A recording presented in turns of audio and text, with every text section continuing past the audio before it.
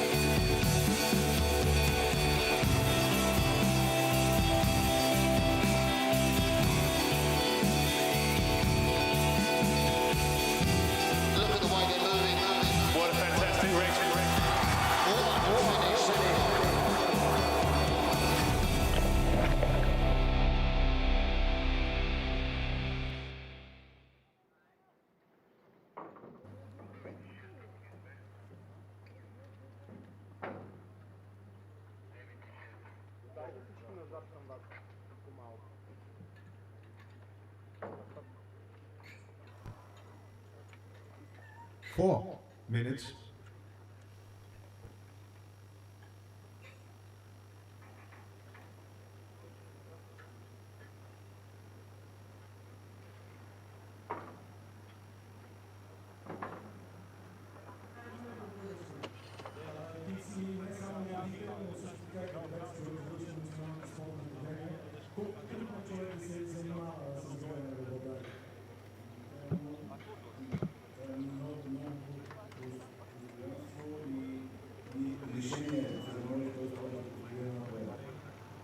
Какво очакваме състезанието днес и утре? Надяваме се да имаме по-добри постижения и да умеем да се представим на първа линия. Добре, много ви благодаря. Още един път всички български запалянковци може да ги видим, защото те ще стават все повече и повече през деня. So, ladies and gentlemen, we spoke about how difficult it is. 3 minutes. Especially in our conditions, and they just said that it's a passion for life, and they will support all the Bulgarians here during the day, and we're crossing fingers to all of our competitors for today's and tomorrow's starts here on the road champion in Plovdiv. So that's all for us.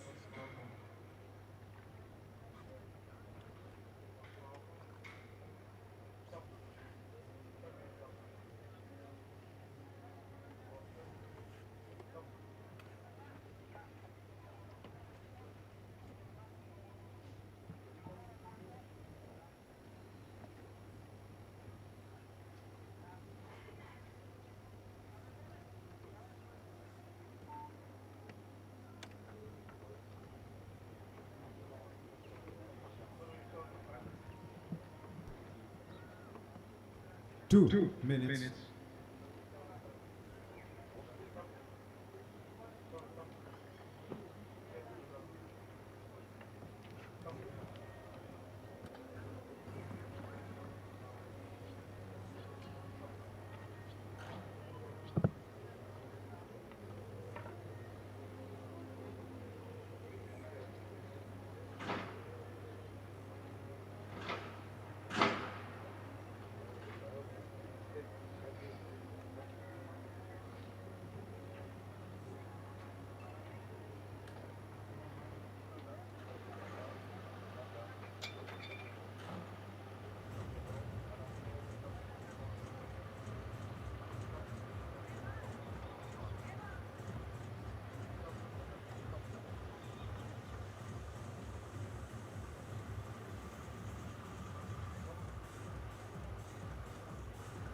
Good morning. We're getting ready for the first race of the day. It is the D final of the under-19 women's single sculls. We have 6 boats out there lining up at the start line. They are racing for places 19 through 24 in this boat class.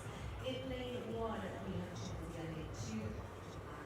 Lane 3, Norway. Lane 4, India. Lane 5, China. And lane 6,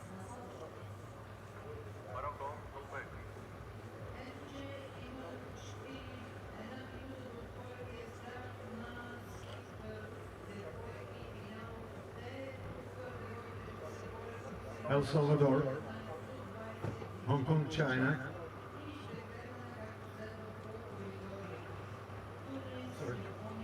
Sorry.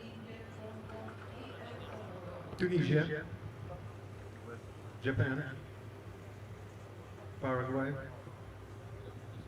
India, Hong Kong, China, El Salvador. Attention.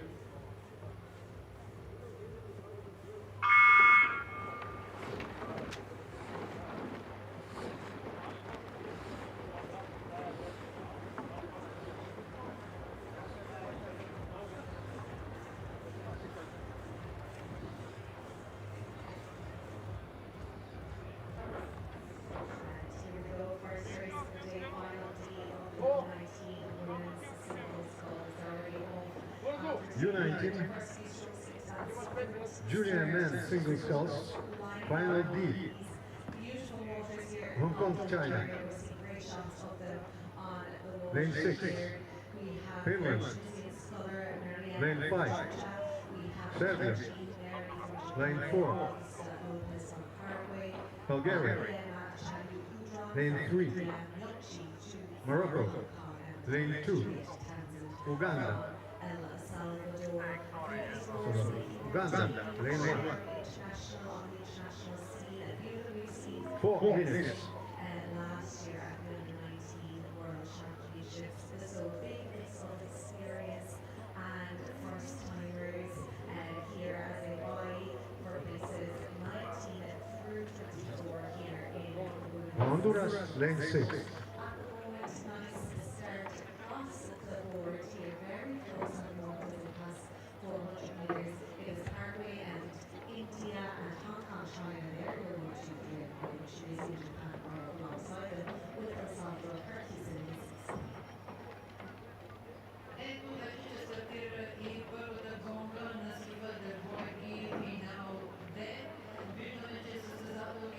Three minutes.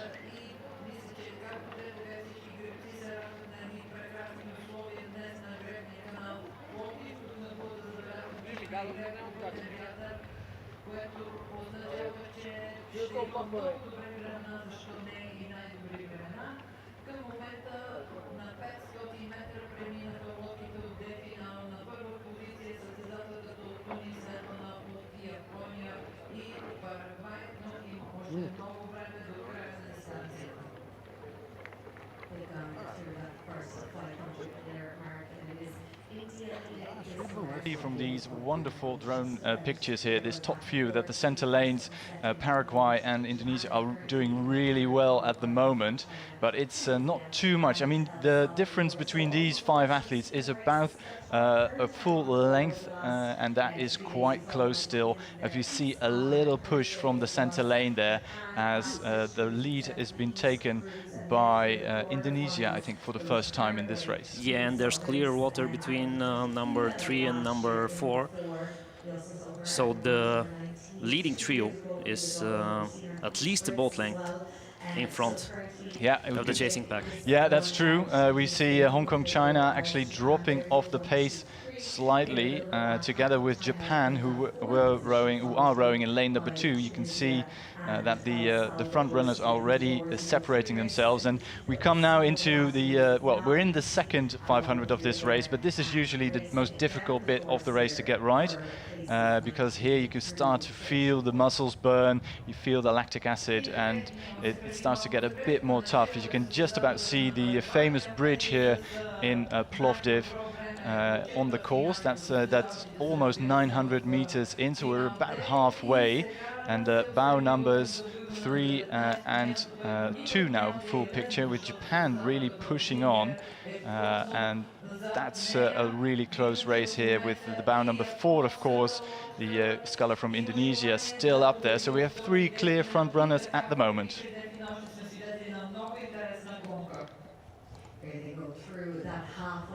So, leading the way, Agustina Lopez from Paraguay, followed by Kaji Himari from Japan. Closely by is Melmyama from India, 4th place for the boat from Hong Kong. For now. Yeah, with Tunisia and El Salvador giving chase. I think we ride here with Indonesia's Huidrum, who is with the front runners at the moment. She's looking really powerful and dynamic here in this third quarter of the race. As I mentioned, already past the timing mark here, and she's really powerful all the way through.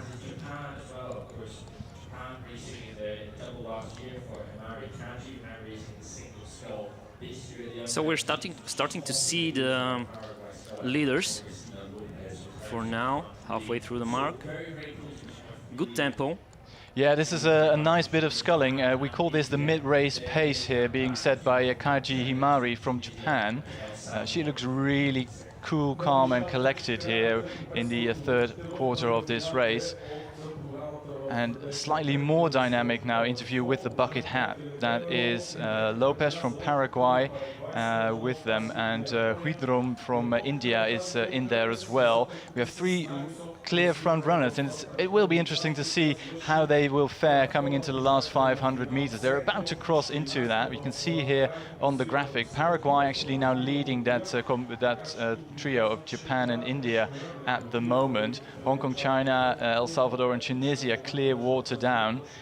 But a nice dynamic rhythm here being set by Agustina Lopez, who is also a coastal rower, who is combining that coastal rowing discipline with the flat water, the classical race rowing discipline. And you can see here she's opened up nearly a second and a half ahead of Japan and India. As I see it, the Japanese athletes started an attack, but it wasn't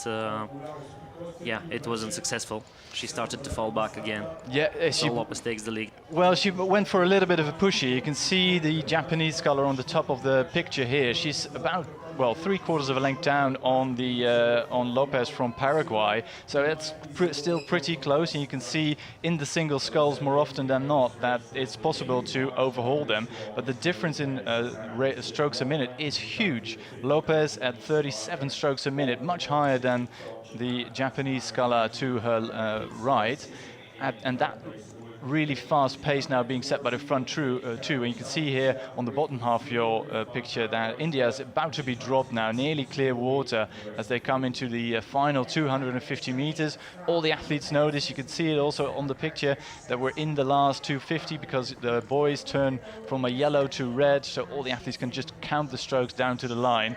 I think Paraguay more or less on top speed, but keep a close eye out for Japan at the moment. Yeah, take a look at the finish now, because I think Japan is trying to attack first place again, and the distance isn't that much between the two boats. So if Lopez doesn't manage to keep up the tempo, she might fall on second place. Yeah, it's going to be close. I think Lopez has seen the danger. She's really shifting now. It's up to nearly 40 strokes a minute. That's high for a single scull. But she pulls away once more ahead of Kaji from Japan, who will have to settle for second place here in the D final. And here she is across the line. Lopez takes the win here ahead of Kaji. And third across the line is Huidrum from India, who is a clear water margin ahead of Hong Kong, China, ahead of Tunisia and El Salvador. So no question there, 8 minutes 4 seconds 01 for Agustino Lopez from Paraguay, who takes first place. Second place is for Kaji Himari from Japan. 2 seconds 74 behind the leader, and third place goes to India. Yeah, it's a decent margin in the end. You can see the Paraguayan sculler here. Lopez, she really put everything in this final, and well done to her, she won it. Here we go straight back into the action, because this is the start of the next race. Here they are. This is the D final of the men's single sculls. We have Marcel Otim in lane number 1, represents Uganda. We have Morocco, Bulgaria, Serbia, Finland and Honduras, as we see here. Vilatoro Bushurarep.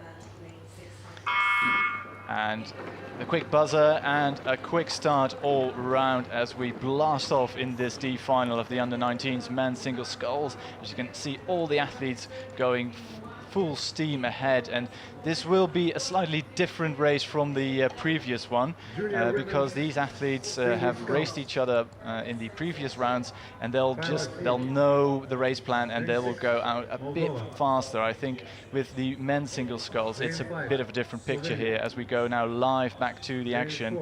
There was sorry to bother, but there was a problem with Honduras as I saw it, but just for a fraction of a second, and Uganda as well starts to fall behind.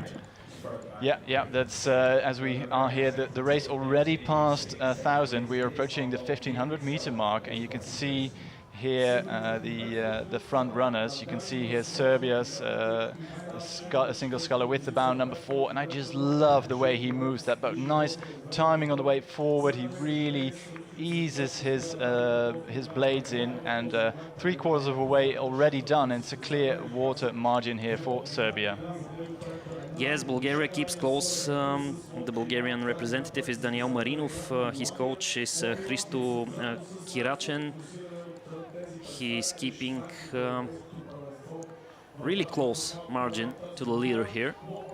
Yeah, maybe not that close. Well, that's clear water margin at the Clear moment, but imagine being a Bulgarian sculler here in Plovdiv, and he is racing all out. You can see by the way he is moving, he's really matching this Serbian sculler in terms of strokes per minute as they come into the last 300 meters or so. They're all sprinting for it. The only athlete more or less out of it is the sculler from Finland. That is, of course, William Uman, who is down here. Is the local favorite, Marinov from Bulgaria. Nice power. That, well, I'd say typical Bulgarian style of rowing.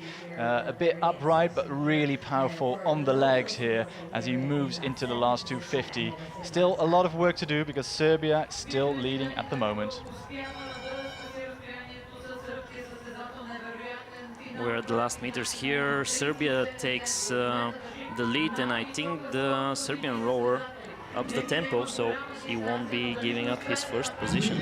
Yeah, I think he's done enough, and he's really enjoying it. We have the slightest of tailwind conditions here on the lake this morning, and you can see the wonderful travel.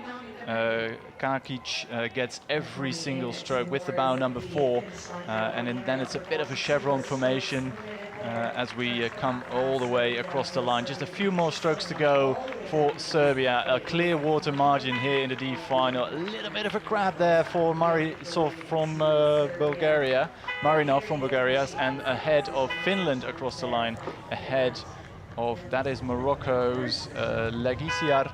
And then it's a bit of a gap back to the scullers from Honduras and Uganda, who are still to cross the line. So first place for Vuksan Čakić, 7 minutes 26.30. That's a good time, and we're on final D, so yeah, have that in mind. Daniel Marinov takes second place here, and Finland goes third with Willem Oman.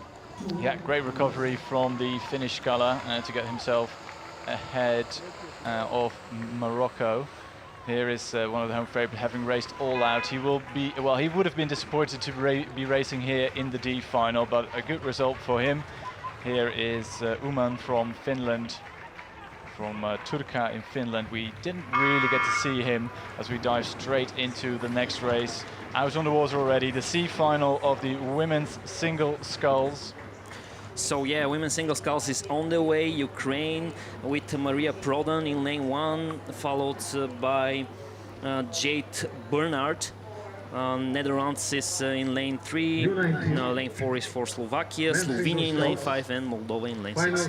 Yeah, nice clean start all around, and we dive. And this is a repeat of the start. We're already halfway in, and it was a great start by the Ukrainian sculler Prodan. We've seen her race in so many other races here. She's a familiar face on the world rowing stage, trained by her father. And she's from a rowing family, because I think her father and her grandfather also rowed for in the past. As we now go to the halfway mark, you can just see this wonderful shot of the venue here. You can see that bridge we talked about on the left-hand side, and here are the athletes. We come into the second half of this race, and at the moment we have Slovakia and the Netherlands really close. You can see here Slovakia leading at the moment. That is Grosova in the lead at the moment, but she's almost level with Slovenia, the Netherlands and South Africa. So it's really close behind Slovakia's Grosova, and very little to choose from as we ride here with Prodan from Ukraine. Nice long forward, nice long powerful strokes from the Ukrainian sculler as she races in one of the outside lanes here. Jade Bernard from South Africa has a good stroke rate at the moment and keeps up for third place, if I see it correctly.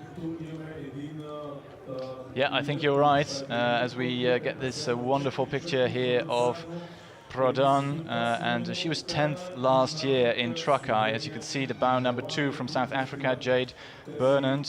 She is from St. Andrew's School for Girls from Johannesburg, proudly representing South Africa here on international waters as we ride here with the bow number 4, Teresa Grosova, who is in a dominant position at the moment.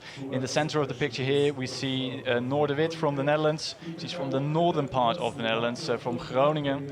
And she is, well, perhaps a few fans from the Hunze in the north of the Netherlands watching this live stream. So welcome, good to have you here. She is in the mix for a good placing here in this C final, but at the moment Grosova from Slovakia still leading by a dominant clear water margin, as we can see that nice little bit of a tussle there between South Africa and the Netherlands in the center of the picture. Now the stands pitch in as well. Yeah, looking for the atmosphere at the finish line. Yeah, I don't know if you hear that because it's on the other side of a window here, but we have a Vuvuzela, of course, well known from the, is that 2010 World Cup? Yeah, 2010 World Cup, yeah, from South Africa. So that would explain a bit of background noise here as all the athletes now come into the last part of their race. Grosova from Slovakia still leading a very tightly packed field behind her, with Sedovsek from Slovenia in nearly into the bow line. You could, well, she just disappeared outside of the picture on the left-hand side, but it's a wonderful showing here. Nearly 5 crews abreast coming into the last 200 meters. Yeah, final meters to go here, and the atmosphere really tries to help the rowing bolts. And lots of encouragement here from the bank, but there's not much chopping and changing. Noordewit goes for a little bit of a push here to secure second. She is really making a difference here, but Grosova from Slovakia still leads by a comfortable margin, and she's not really taking it up the range. She is sprinting, she's shortening up slightly as she comes into the final 50 meters of her race, but she defends a clear water margin still. Nordovic will take second across the line, but between South Africa and Slovakia, it's going to be a really tight finish here. Across the lines, Slovakia takes the win here ahead of the Netherlands, and I think Slovenia actually here taking third, just ahead of South Africa, Ukraine and Moldova. Yeah, that's right. Slovakia took first place with a margin, followed by the Dutch. And after that, Slovenia took third place. Good timings as well. Yeah, and a decent margin to Noor de Wit from the Netherlands. And a race really won in the first half here, as this sculler from Slovakia established that really early lead, and then watched as the rest of the field wasn't really able to catch her. Here's Noor de Wit from the Hunze, putting her shades back on. I think she really put it out there. She tried to get back into contention for the win here, but in the end it was just a little bit too much to ask. Here is Slovenia's. Here go the men's single sculls.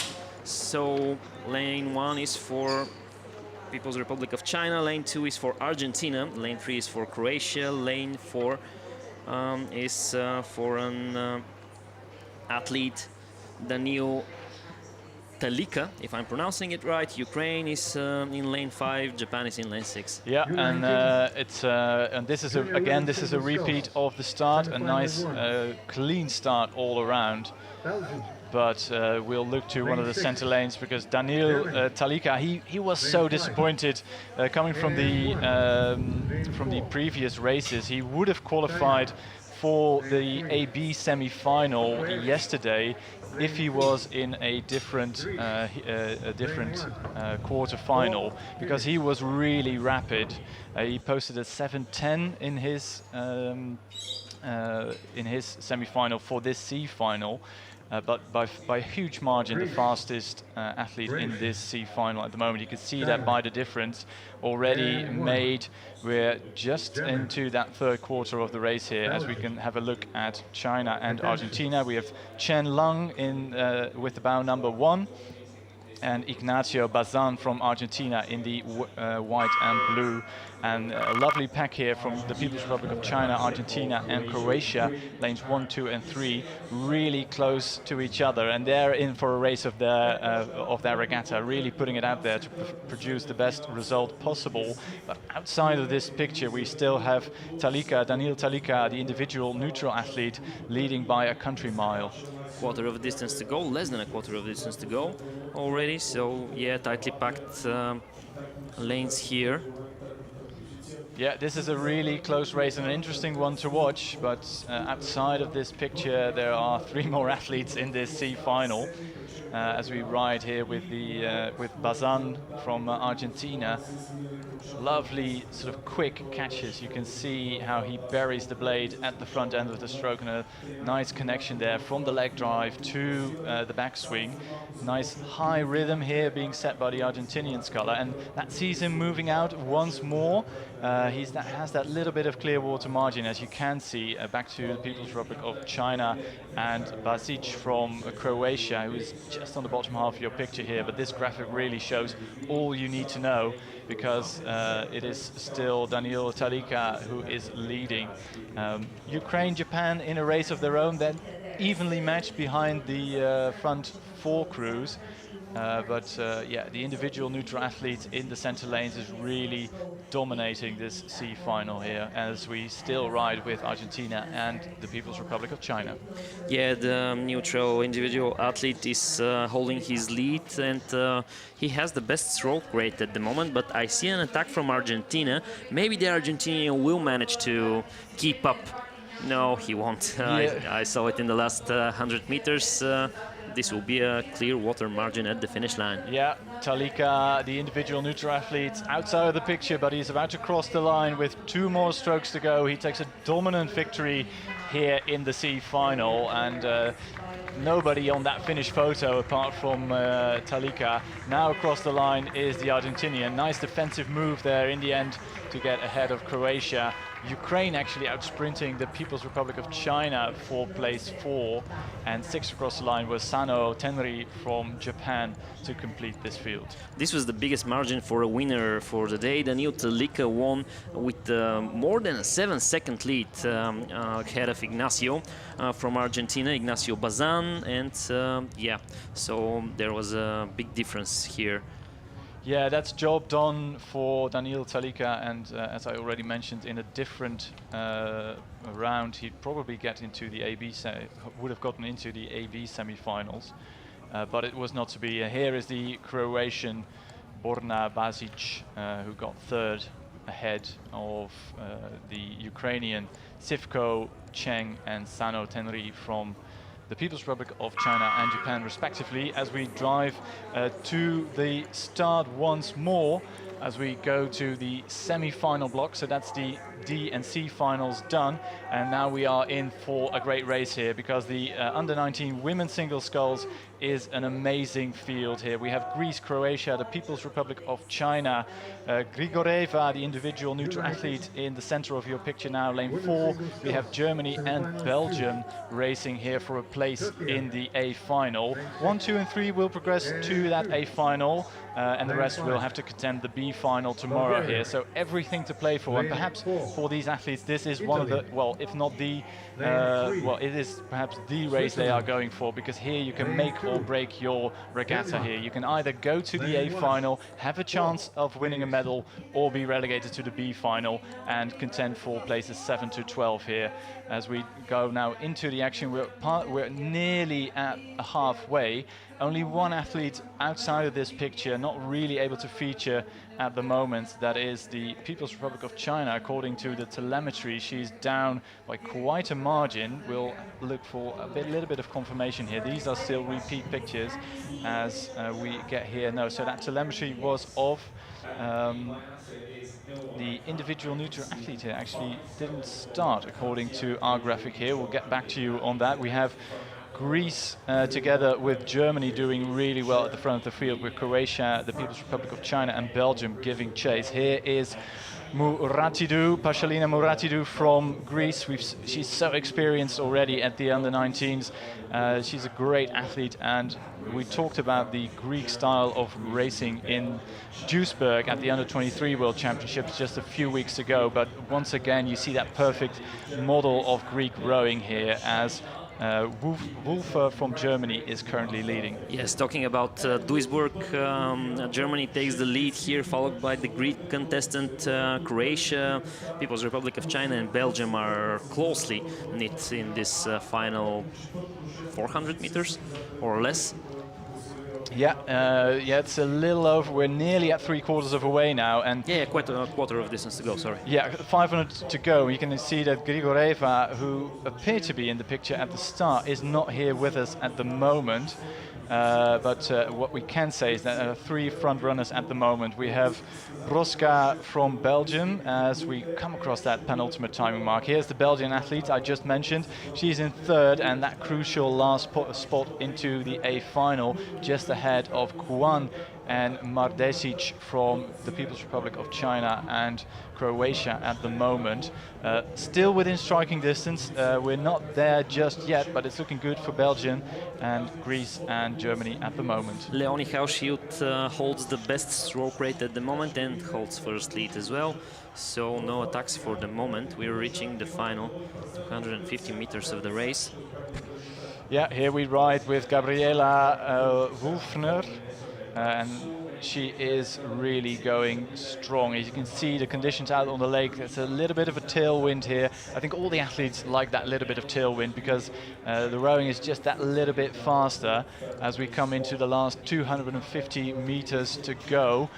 I'd still say that Croatia is looking really good at the moment. It's a long way to go for the Croatian sculler Mardesic. She is in a good position here, but Greece, Germany and Belgium now starting to raise their game, as they have to, because they want to get that spot into the A final. Yeah, I believe the tailwind is a bit stronger today than it was the previous day. Yesterday it was around 5 kilometers or something. It's a bit stronger now, I believe. Germany still holds the lead, but there's an attack from Greece for first place. Yeah, I think that's a defensive move actually from Muriatidu. Because she sees the sprint from Croatia and the People's Republic of China coming, and Belgium really suffering now here in the final 50 meters of this race. It's going to be on the line for Belgium. Will the People's Republic of China actually get it? It is Germany who take the first place into the A final, together with Greece, and a mighty sprint there from Huang Yufei from the People's Republic of China. They take she takes third place, so People's Republic of China goes to final A. Attack from Belgium in the final meters, which didn't end successfully for the Belgium contestant. Yeah, that was painful to watch for any Belgium fans. That Martina Broska, coached by Evelien Pelleman, she really struggled in the final 50 meters, and you can see confirmation here that Huan Yufei from the People's Republic of China actually outrode her by nearly a second in the end. So the Belgium really suffering in the last part of this race, as we have our first 3 A finalists for the women's single scull. We're going to the second semi-final, which will start any moment now. Denmark is in lane 1, Maisen Nielsen, there goes the start. Switzerland in lane 2, Olivia Lunik is rowing there. Italy, Alize Ribolzi is in lane 3, Bulgaria in lane 4 here. Rumiana Stoyanova can take the host nation to the final. Individual neutral athlete in lane 5, Artur Yashukevic, and Turkey in lane 6. Derin Kumuk is rowing there, women's single sculls. Second semi-final is on the way. Yeah, you can see the umpire here coming into view, protected by that little bit of shade there, as all the crews are off to a good start, but all eyes will be drawn to Italy's Alize Ribolzi. She is the favorite to win this semi-final. At the moment, she's doing just what we expect her to do, with Switzerland giving chase. Olivia Lönig, they're currently sitting second, just ahead of Victoria Halaskok, the individual neutral athlete we just mentioned here. And you can see the Swiss athlete Lönig in lane number 2. Wonderful rhythm. I do love the way she's rowing. Nice connection at the front, and she is making life hard for the Italian. With Alize Ribolzi here in the blue, you can really easily identify her, and that's the 1-2, and the individual neutral athlete actually separating themselves now by clear water. We're into the third 500 of this race, and usually this is the part of the race where the athletes try to make that difference. So you try to establish that early lead in the first 500, and then you go for that big push in this part of the race, because you're so far from the line. This is usually considered the most difficult part to row well, that third 500, as we ride here with the Bulgarian athlete Rumiana Stoyanova. She is outside of a medal or a final position at the moment, and I think she has a long way to go to get back into this. It's going to be really difficult, but there is still that threat on one of the outside lanes with Derin Kumuk from Turkey, just outside of the picture on the left-hand side. She's really pushing on as well. High rate of striking here, but the front 3 are the ones we are occupying ourselves with at the moment. You can see them here. Yeah, Ribolzi from Italy holds the lead. Olivia Lunik from Switzerland is second, and Halaskok is at third place at the moment. The first 3 boats are advancing to final A. The rest are going to final B here. Yeah, it will be interesting to see what Switzerland and Italy will do in the last 250 meters. They're about 375 meters out, I would say. And this is the Italian Scala. She's really looking calm, isn't she? Just that little bit of a glance to Lönig from Switzerland on her right, just to check where the Swiss athlete is. And they are really close, and you can either keep your cards really close to your chest for the A final tomorrow and not sprint and let everybody guess what your true potential is. But I'm well, I don't think the Italian will just be rode through by the Swiss athlete. Alize Ribolzi will probably raise their game, as all Italian sprinters do, but here is the Swiss athlete now. You can see her shortening up, increasing that rate of striking, and she is drawing level with the Italian here.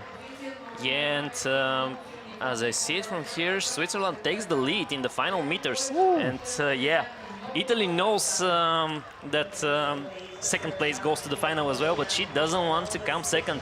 Yeah, but she does, because on the line it is Lönig from Switzerland who wins this second semi-final. Second across the line is, of course, Italy. Third is the individual neutral athlete we mentioned earlier, Halaskok. And that completes our A final. Together with Germany, Greece and China, we'll see Switzerland, Italy and the individual neutral athlete race in tomorrow's A final. This was a perfectly timed end for the Switzerland. A great sprint. I'm not sure if Ribolzi was really responding to that sprint. I think she was in the final 100 meters. Yeah, we'll just have to wait and see. We'll see all these athletes again tomorrow in the A final as we go to the semi-finals of the under-19 men's single scull. We have Lithuania, the USA, Greece, Belgium, Italy and Slovenia racing here, and we'll dive straight back into the action. And a great start by Greece once again. Iason Muselims, he did really well in the first 250 meters, but a little bit of a surprise, well, not to everybody who was watching the racing previously, but Seb Driessen from Belgium is actually leading at halfway, just ahead of Lithuania's Ivar Lipis, as you can see by the graphic here, and with Italy and the USA closely behind the qualifying positions for the A final. Slovenia's Tevs Piri is clear water down, and you can see that lovely rhythm being set here, or we probably will see that this rhythm by Seb Driessen in a few moments. Muselimis is the favorite here. We have to talk about that. He's a European rowing under-19 champion from Brandenburg. Yeah, and he has a lot of experience on the international stage as well. He raced in the double last year and he got a silver medal for his efforts. Here in the single, as we ride here with the Lithuanian for a second, with Ivar Lipis. Here is the Belgian sculler. You can see the long, powerful strokes here. You can really see the fact that he is low in the rating, but he is really powerful. And a little push outside of the picture from Greece, that was really visible, but at the moment he's outside of picture. But this man is really going for it. Seb Driessen, that looks really powerful. And he is a really strong athlete as well, together with Iason Muselims, who is, as you mentioned, an experienced athlete. And here is the standing at 1500 with the top three well established. Here is the American sculler, of course, Porter Collins, just ahead of Italy's Andrea Gugole. And last but certainly not least is Tevs Piri from Slovenia.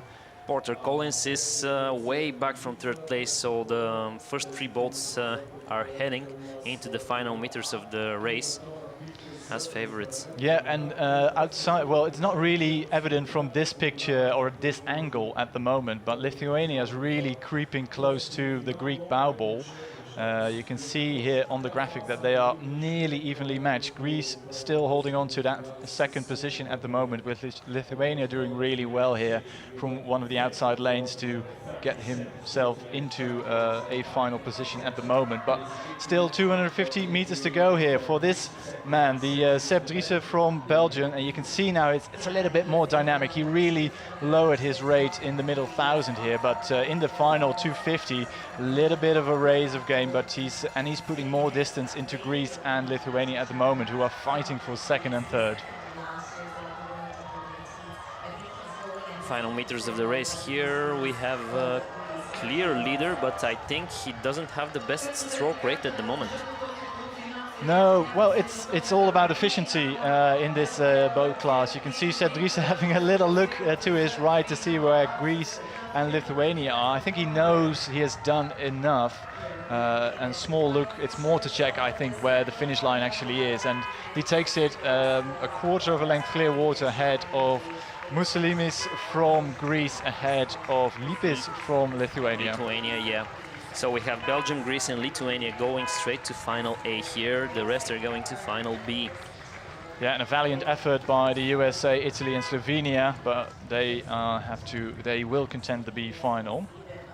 As we ride here with Muselimis from Greece, I think really cool. Hasn't shown everything he is capable of, I feel. So Belgium, together with Greece and Lithuania, will go to the A final tomorrow, and we'll go back to the action at the start, because the next semi-final is already underway as we get confirmation here of the results.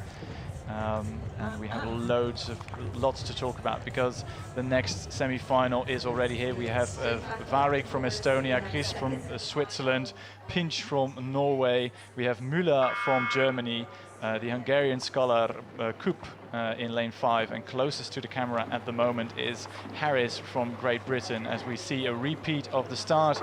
And once again, we look to the center lanes. Quickest boats to qualify for this semi-final are in the center lanes, and Germany always fast starting crews from Germany. No surprise to see Oskar Müller in lane number 4 leading at the moment, and he is joined, you can see just coming into picture here, Norway's Rafael Arkadius Pinch in lane number 3. That's those are the two front runners at the moment, and that third spot at the moment, you can see them here as we just passed underneath the bridge here, that it's the sculler from Switzerland who is currently sitting in third, just ahead of Estonia. Yeah, we have to say something about Louis Harris. I think he's the youngest of the bunch, at least 6 months younger than everyone else in this semi-final, yet he's second to last at the moment. Yeah, he's doing really well. I think he did well to make this this semi-final. It's a big margin that has been established by the front 3 runners. I think Varik from Estonia on the right-hand side of your picture is still within striking distance to get a spot in the A final. It's going to be a tough ask for the two crews on the left-hand side of this picture. That's Great Britain and Hungary. They are a good clear water margin down. Hungary and Great Britain actually dead level at the moment. And Estonia somewhere in no man's land. You can see from this angle here that Müller is starting to struggle a little bit. He was further ahead at 500. He's sort of settled into that middle race pace here, and that allowed Pinch from Norway to get closer to him. That's the 1 and 2. 3 still being held there by Remy Christ from Switzerland. Quarter of a length to go here. Germany holds the lead for now.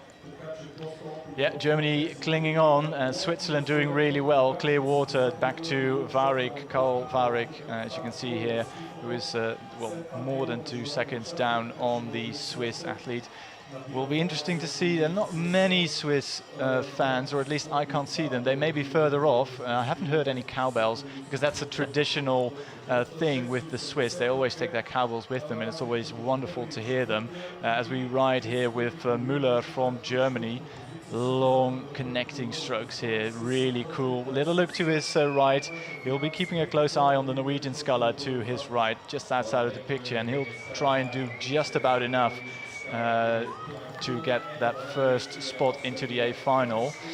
He's actually being outrowed outside of the picture here. Pinch has really put his foot down, raising his game, raising his rate, and he's now pushing to a full length ahead of Germany now, and even Switzerland coming back at Müller as we ride here with the leader of this semi-final. This was a perfectly timed attack from the 500-meter marks onward.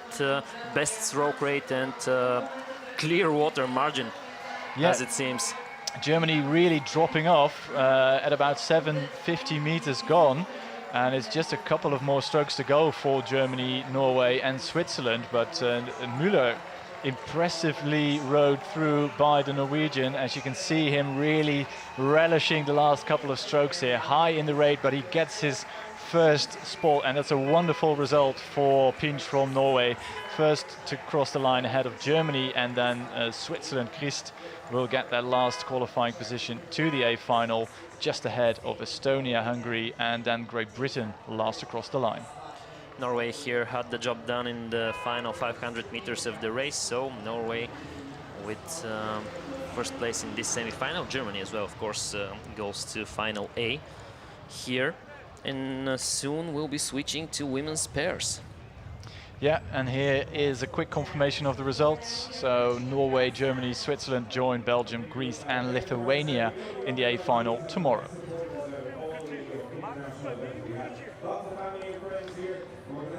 So next race in our tightly packed schedule is the B final of the under-19 women's pair, as you already mentioned. We have South Africa, Turkey, Austria, Germany, individual neutral athletes, and Great Britain racing in lanes from 1 to 6. As we look at, that might be, this is, all right, you can see the athletes already in the boat, so a little bit of a crab being caught there, and I think the athlete is fine, so that's good news. As we see a picture of the start of that women's pair. An interesting lineup, these crews having raced the semi-finals yesterday, as we see a repeat of the start here. Great Britain closest to the camera with Hughes and Okunola in the stroke seat as they get underway. The athletes just about to pass 500 meters gone, and it's a great start from Germany of Pesch and Paulat. The British pair here is the youngest as well. Yeah, they're a really young pair, and in terms of experience, perhaps not favorites on paper at least to win this B final, but the Germans slightly more experienced athletes, and you can see by the repeat of this start really going off quickly there. Germany in the center of your picture in the yellow Ampacker shell, and going with them is the crew from Austria.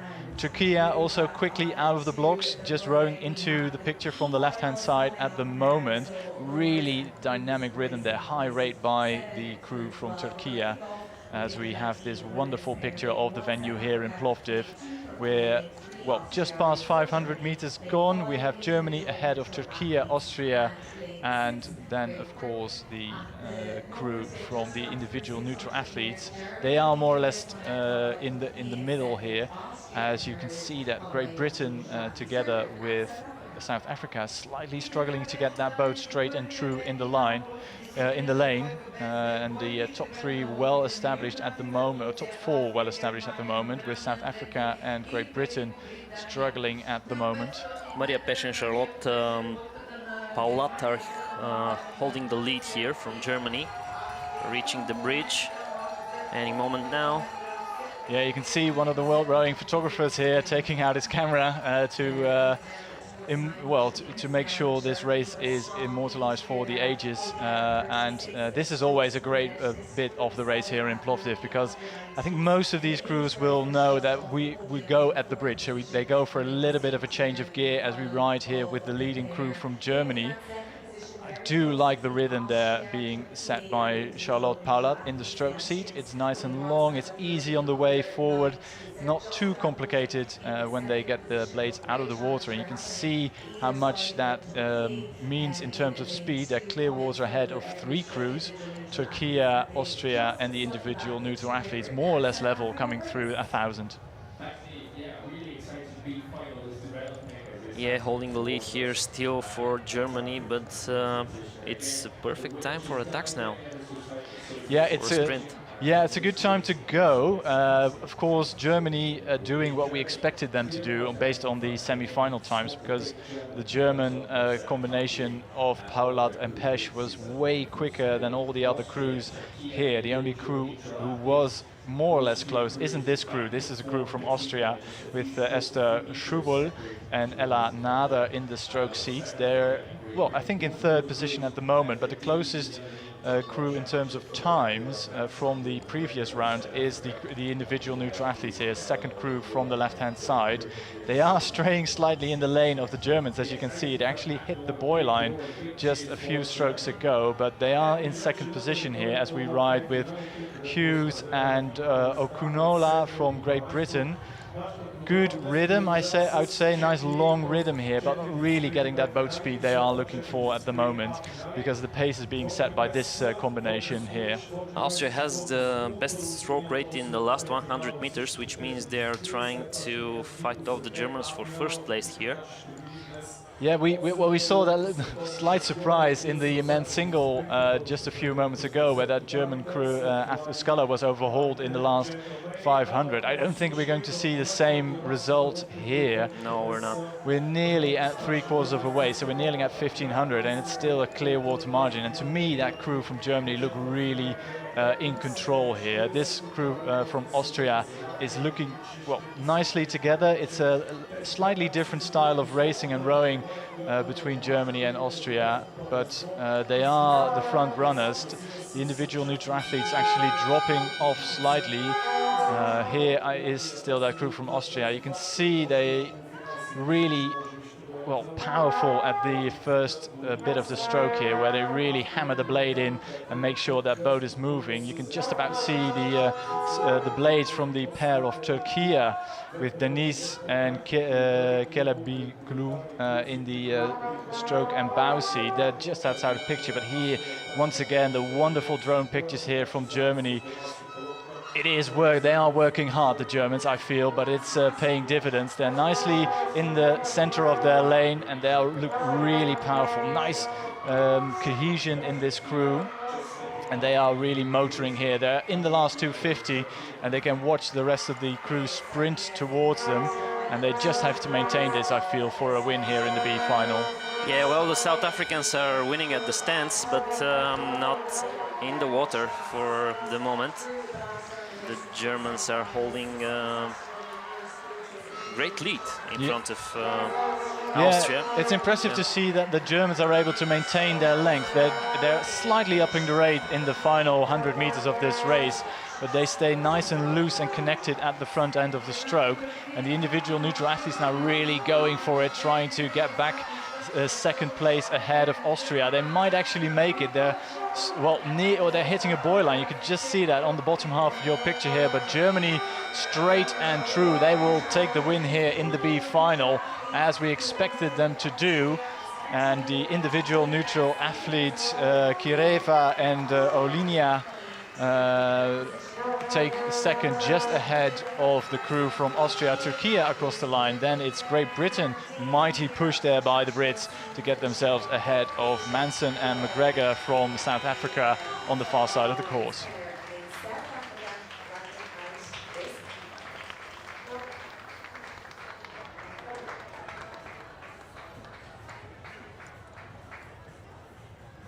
So we're heading to another B final in the men's pair. Look at the timing here for the Germans. Individual neutral athletes finished second and third place for Austria. And we're waiting for the start of the men's pair. Kazakhstan is in lane 1, lane 2 is for the Czech Republic, lane 3 is for Great Britain, lane 4 is for France, lane 5 is for Hungary, and lane 6 is for Uzbekistan, and the Uzbeks are starting well. Yeah, it's a great start by Uzbekistan. I don't expect him to feature close to the front of this race come the finish line, but they're a really quick starting crew. To my mind, Great Britain, France and Hungary are the ones to watch for the win in this B final. In terms of times from the semi-finals, they were evenly matched, as we have the standings at 1,000. It's a great opening for all the athletes here, with the crew from Uzbekistan. No, yeah, that is Uzbekistan actually leading. It's difficult because these are repeat pictures of the start. All these crews off to a quick start, but the only crew really struggling at the moment, or from the start, is that crew from Kazakhstan in lane number 1 on the left-hand side of the picture. They are not the most experienced crew in this B final. They made their international debut here in Plovdiv. Actually, you can see them here on the right-hand side of the picture as Great Britain here. Well, not unsurprisingly close to the front, but the Uzbekistanis are really going for it outside of this camera angle, but we're in the thick of the action at the third 500, and this crew from Great Britain, I think they really look nicely together. It's a powerful pair, this combination from Great Britain with Wilder Daffy in the stroke seat. Nice long rhythm here, but Great Britain actually trailing slightly, as we can see, or we should see here. Yeah, there are the Uzbekistanis. Again, an amazing first 1500, and I would be surprised if they managed to keep this up. They weren't the quickest crew to qualify, but they are 3 seconds ahead of the Hungarians, then followed by Great Britain, France, Czechia and Kazakhstan. Kazakhstan all the way down, but it's a great race from the Uzbekistanis, quick off the blocks, and they are able to maintain that speed all the way down the course so far. We still have 300 meters to go. Yeah, in the last 300 meters they started great. They are holding the lead for now. Husan Khuduyberdiyev in the stroke seat, followed Makhroy Isruilov with him. The Uzbekis are followed closely by the Hungarians, but first place for now is still for the Uzbekistani team in the last 200 meters of the race. Yeah, the men's pair. Yeah, and they need to be careful. The crew from Uzbekistan. They are well new to the international rowing scene. Both of them making their debut here on the water in Plovdiv internationally. Oh, and a big crab! Oh, I was so worried for them. And what I feared happened. They were so close to the buoy line and they caught a crab. As you can see them, it's a boat-stopping crab for the crew from Uzbekistan. They were so close to that buoy line. It was a big risk, but now that means that Great Britain and Hungary can sprint for the win here, and I think the Hungarians going to take it as they take it up to more than 40 strokes a minute here. Yeah, the Hungarians hold the best for last here, so Hungary will take the win. Oh, that's such a shame for Uzbekistan, but the winners of the B final are Hungary. Metzosi and Makai take the win ahead of Great Britain and France, and Uzbekistan, I think, narrowly out-sprinting the crew on the far side from Czechia. Kazakhstan across the line last, but I feel so sorry for that crew from Uzbekistan. Yeah, they really went for it. Really unfortunate turn of events for them. They started great, they did great, they finished fourth, but they really had the chance to win it in the last 300 meters. They started well from the beginning. They were leading halfway through the race, and the final meters. Things like that happen, but you know, it's unfortunate for them. I'm sure of it. As we see the stroke Isroilov there together with Husan Khuduyberdiyev, a valiant effort, but not enough. They were so close, but I'm sure they will return next year. Next B final out on the course is the B final of the under-19 women's double sculls. Again, a wonderful mix of crews here. We have Croatia, Italy, New Zealand, Hungary, Lithuania and Slovenia shooting out of the blocks here in this B final. So once again contesting places 7 to 12 overall here.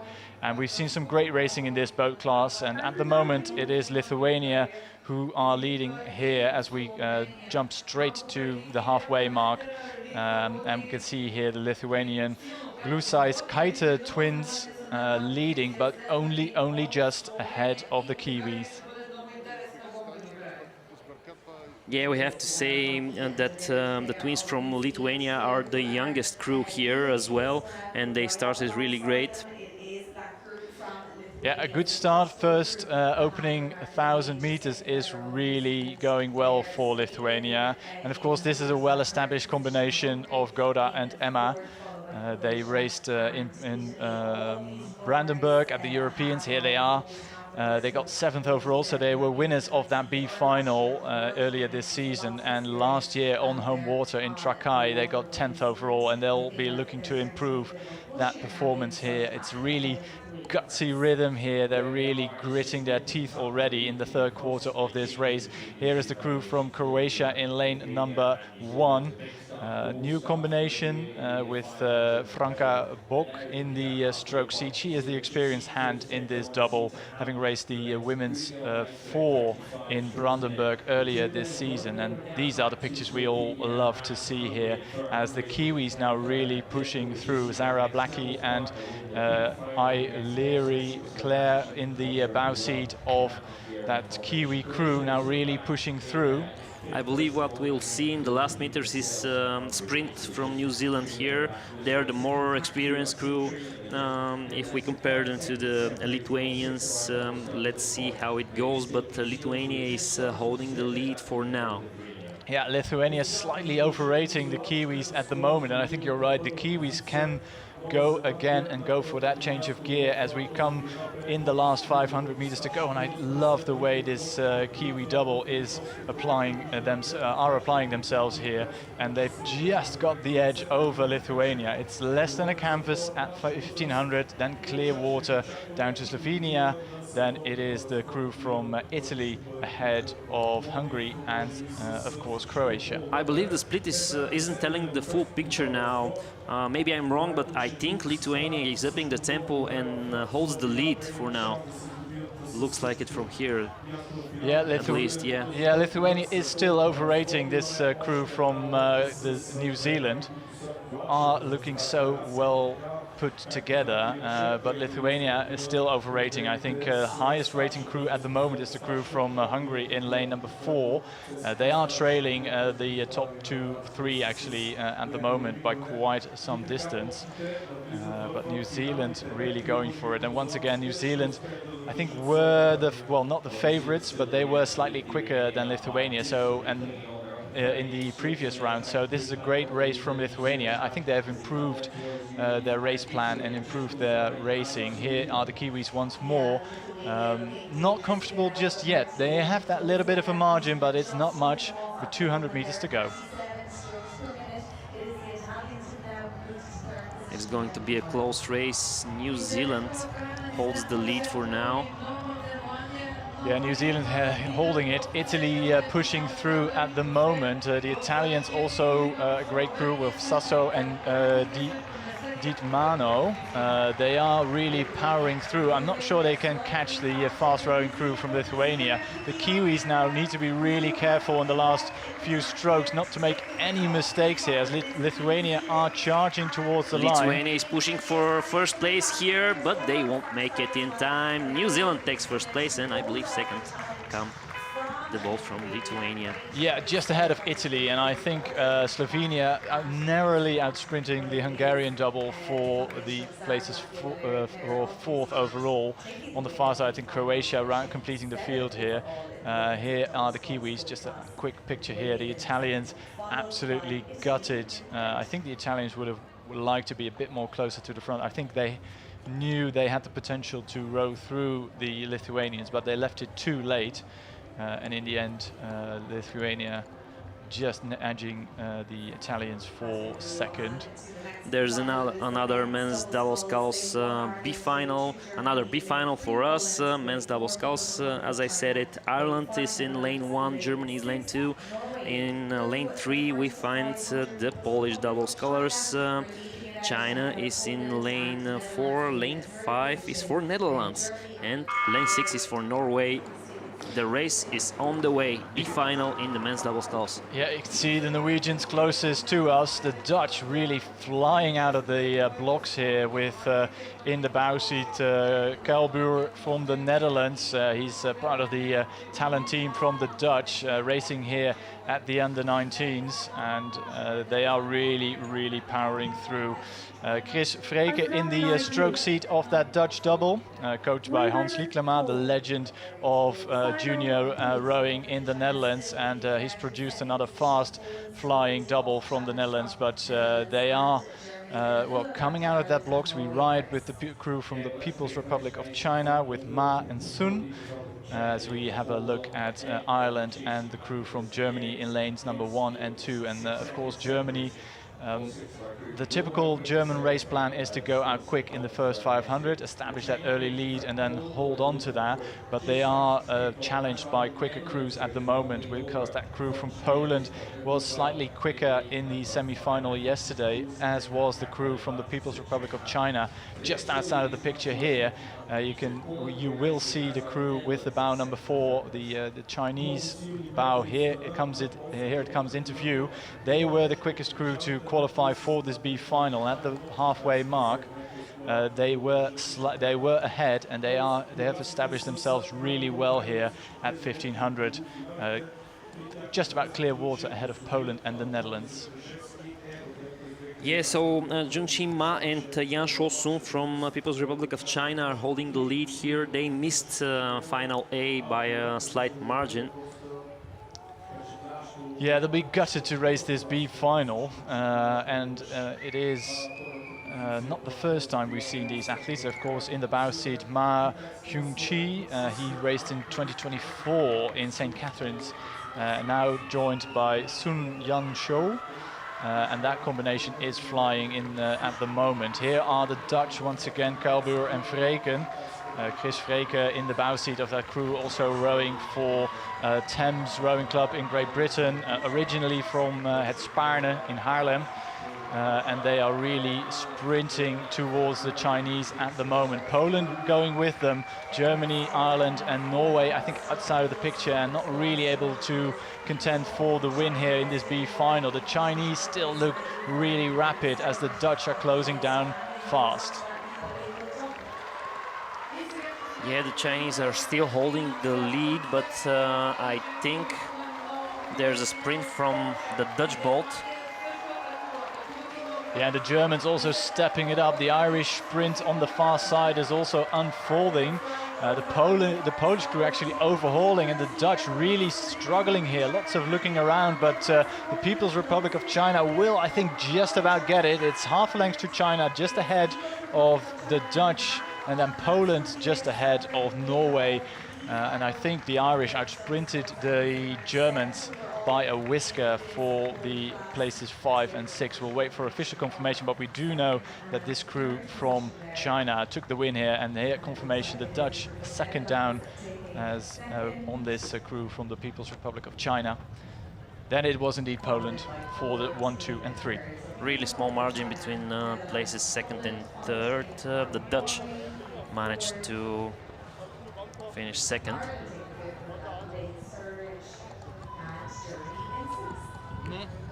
Now we have a B final in the women's 4 coming up next.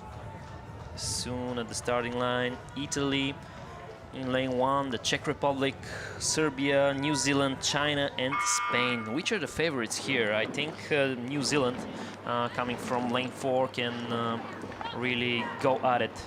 Yeah, the Kiwi crew is one to watch. And of course the crew from Serbia with 2 European silver medalists in the center of that boat, also a quick crew to qualify.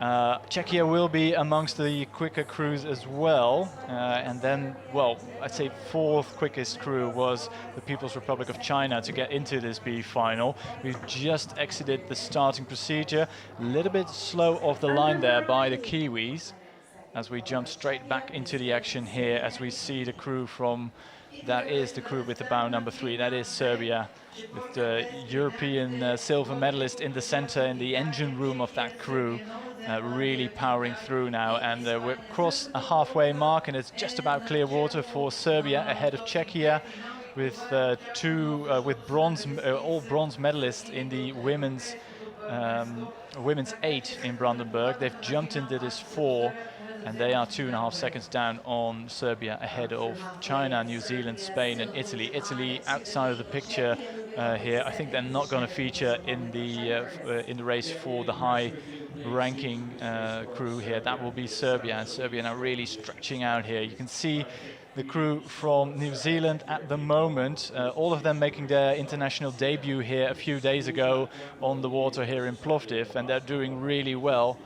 But the ones to watch are these two crews, as Italy now slipping back nearly level with Spain for places 5 and 6. Serbia still holding the lead, followed by the Czech boat. New Zealand takes third place, but it's highly contested with the People's Republic of China. Women's 4. Yeah, what really separates Serbia at the moment, I mean, they are in a good rhythm, they have settled into a good race pace, and now they can just relax that little bit. They know where all the competition is, they know they can respond if they need to, but at the moment they are looking so calm and collected. Czechia actually getting a little bit more closer to the Serbian bow ball in this third quarter of this race. They are going for a little bit of a push, the crew from Czechia on the top of the picture here, but unfazed at the moment and rowing through 1500 meters gone. It is still Serbia's race to lose. You can see that a little bit of an overlap now. The Czechia crew closing that gap as the Kiwis sit in third overall, and the People's Republic of China and Spain now absolutely level at 1500. Only Italy outside of the picture here. Yeah, Italy is far behind the leaders. Serbia is holding a good lead in front of Czechia. New Zealand is latching on to second place, but they are far away from the Czech boat at the moment. Maybe it's a fight for third place here for them.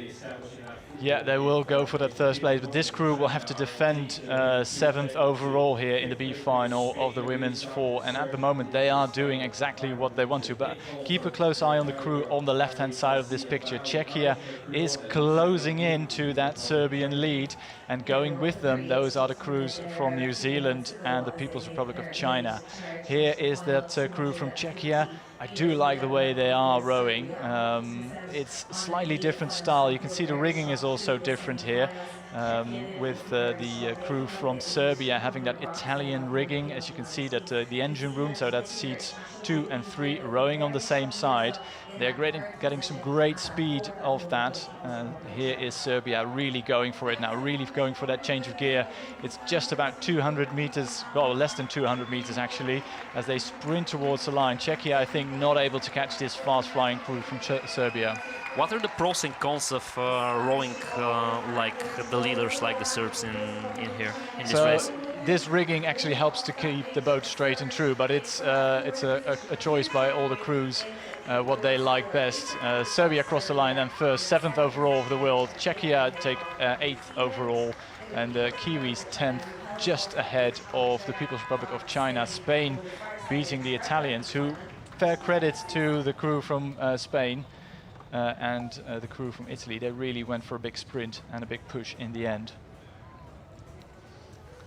Now up at the starting blocks, we are waiting for men's 4 B final, where we will have Romania in lane 1, Switzerland, Germany, Turkey, Serbia and Croatia. The B final of the under-19 men's 4. This time, lane 1 Romania, lane 2 Switzerland, lane 3 Germany, lane 4 Turkey, lane 5 Serbia. Yeah, and this also will be an interesting race to watch. Germany, the quickest crew to qualify for that B final here, as we ride with Croatia closest to us. The stern pair of that Croatian 4 also raced in Trakai in this event, got 9th overall, and they are out of the Croatian 8 which raced in Brandenburg in Germany this season. As I mentioned previously, this is a repeat of the start, so a great start all round. Germany quick out of the blocks. We would expect Germany to lead by 1,000, and going with them is the crew from Turkey, with 2 athletes in the bow and the stroke who raced in the men's pair in Brandenburg earlier. They've now jumped into this 4, so Cicek and Kara in the crew from Turkey, together with Juce and Kilik. We have to say something about the German crew here, where in the bow they have Jovan Ivanov, who was one of the most promising Bulgarian talents at the time, but now he's rowing for Germany. Yeah, he's now in that bow seat. You can just about see Ivanov in the bow seat of that German 4. He is a returning member of the European gold medal winning crew from Brandenburg, together with the stroke seat Henrik Müller. And the engine room has undergone a bit of a restoration here. That crew won gold in Brandenburg. They are racing the B final here. Ivanov together with Müller, Holst and Tietz, Ole Tietz in the 2 seat of that crew, and they are really making their mark here in the 3rd quarter of this race. Quick out of the blocks, and they were in the lead by about 200 meters gone in this race, and come the 3-quarter mark they will still lead it by a clear water margin ahead of Turkey and Switzerland, who are dead level for 2nd and 3rd at the moment. These are the standings at 1500, but I can tell you that the crew from Switzerland actually went for a push and is now rowing alongside Turkey, with Serbia, Romania and Croatia clear water down on the top 3 at the moment.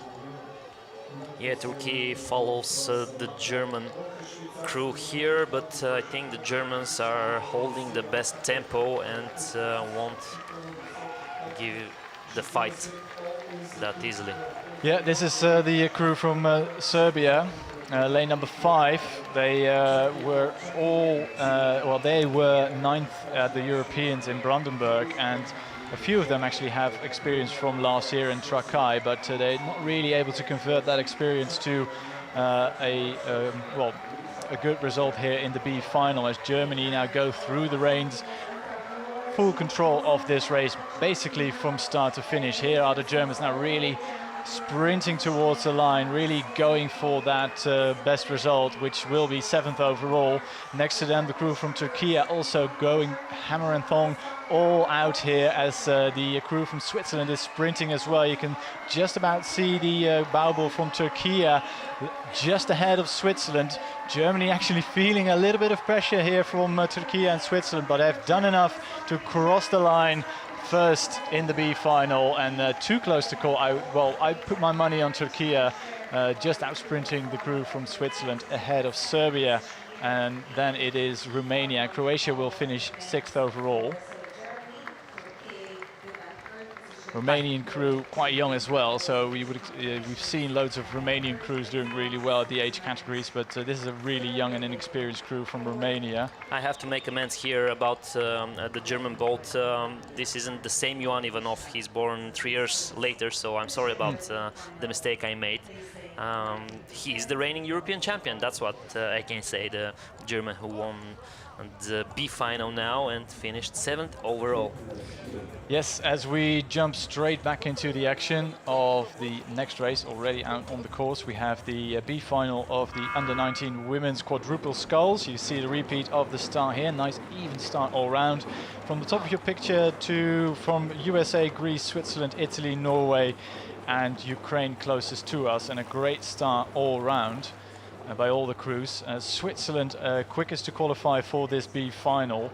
An interesting combination, 5th in Brandenburg with loads of talent. The Swiss do know how to row a quad, and they are really flying out of the blocks. A good start as well by the crew from Ukraine, as we ride here with the, it's a big plus to live in Switzerland, I'm always told by people who live there. But these athletes are really making a move and making their mark here on this B final. As we approach the halfway mark, it is Switzerland in control of this race. But going with them, Italy right beside them. The Italian crew on the left-hand side of this picture contains Roberta Romani in the 2 seat. She actually won a gold in the mixed double this season, and she's really putting all her experience to a good performance of the Italian quad here. They are tracking the Swiss. They're about 3/4 of length down at the moment. So Switzerland leading the way, followed by Italy and Norway in this quad, Ukraine, Greece and USA. Yeah, the USA trailing, I think outside of the picture, but the crew from Ukraine were very fast from the start, but they are struggling a bit. You can just about see the puddles on the left-hand side of the picture from the Ukrainian quad as they are rowed through by the crew from Norway, and actually the field closing up a bit, I feel. The Italians going for a great change of gear here as they now draw level almost visibly every single stroke. They row themselves now alongside the Swiss, and they may actually take the lead here in this third quarter. And with them goes the crew from Norway, stroked by Olina Hanke there. They are really going for the Swiss lead at the moment, as Greece and the USA are left clear water down. As it seems at the moment, Italy is trying to take the lead, but still the Swiss boat is ahead. Yeah, Switzerland, I think, well, they won't be waiting around to respond. I'm not sure if they are able to respond. It's true, the Italians really closing them down here in this third quarter, but the Swiss will stick to their race plan, no doubt, and will go for a push when they can. They are, well, basically level here. This camera angle is slightly deceptive. As you can see the bow number 4 now coming into view, and as we pan to the correct angle, you can see how close the Italians actually are at 1500, and actually just ahead at 1500. So Norway and Greece following this crew from Switzerland, and the Italians home. The Norwegian crew, a new lineup compared to the crews we saw racing earlier. The stern pair of that Norwegian crew just on the left, well, just outside of the picture here on the left-hand side, racing in the women's double in Brandenburg, as this Swiss crew is now really fighting for their lives against the Italians. Now there's almost clear water advantage for the first 3 boats. Italy leading the way, followed closely by the Swiss. We are reaching the final meters of the race. This will be interesting. Norway is on 3rd place and has a big advantage ahead of the Greek boat, which is 4th at the moment. Yeah, you can see the Norwegians were going for a big push at 1500, but they've been checked by the crew from Switzerland.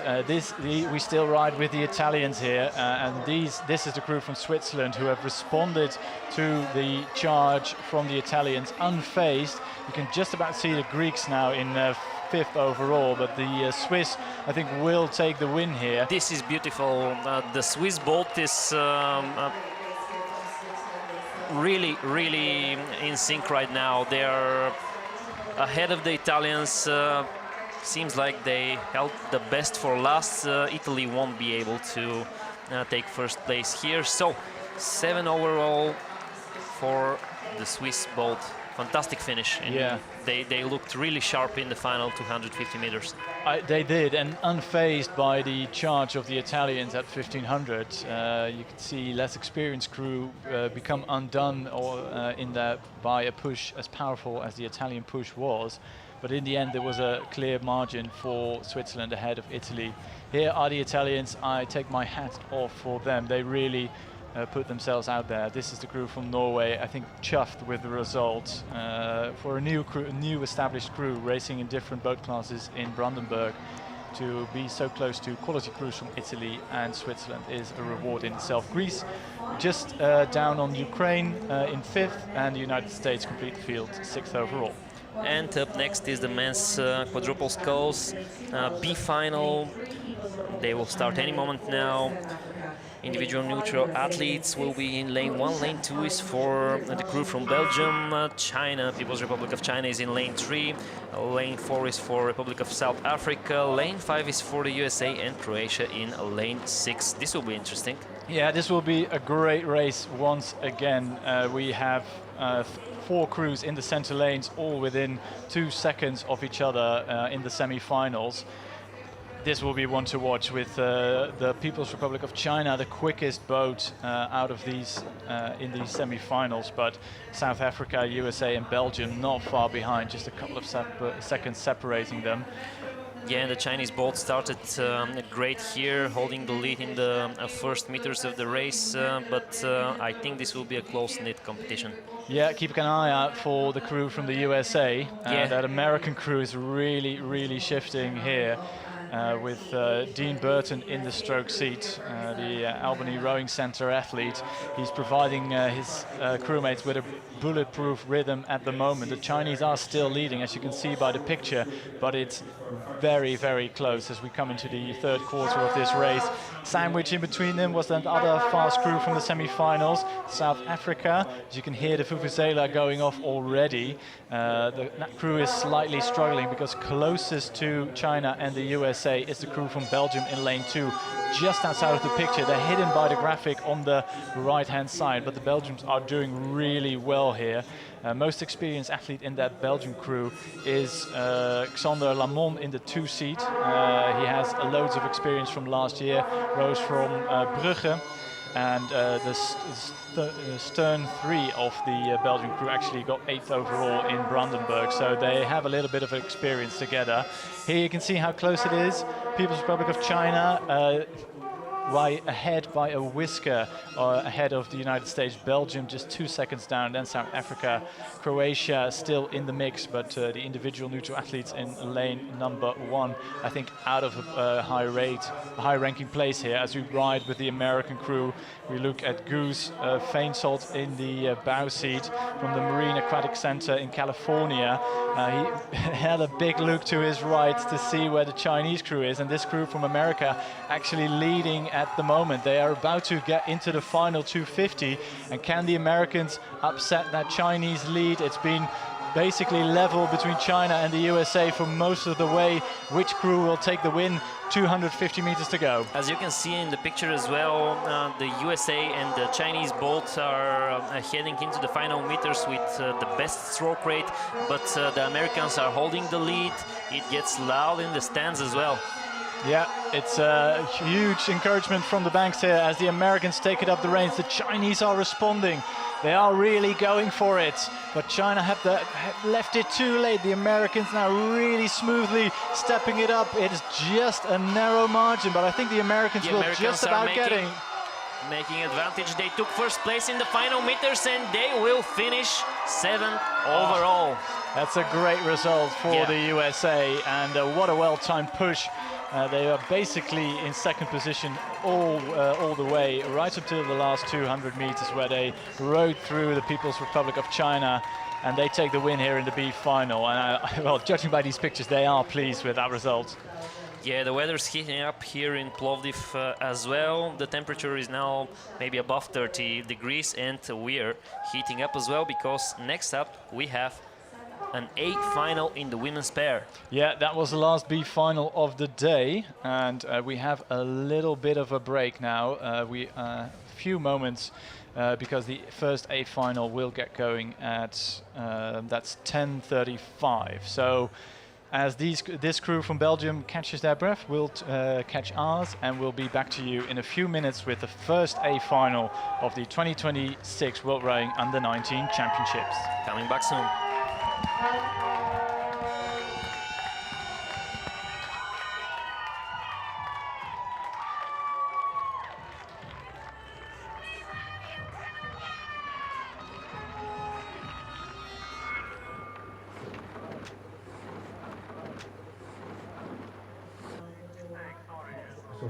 Uganda.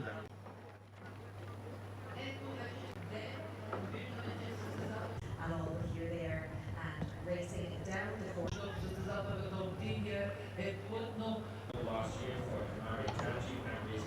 Lane 3, the Netherlands. All of Japan, so coming in to take the win in the final of the women's singles.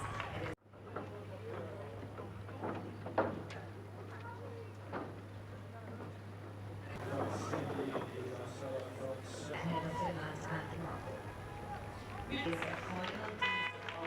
Infinite Men's Singles and the win going.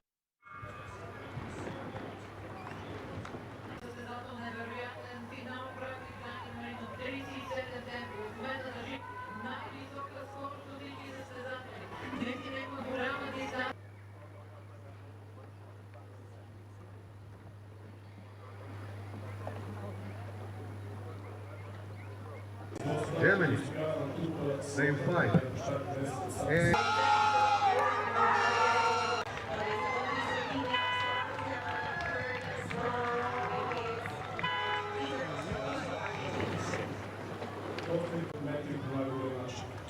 Or still front end 350.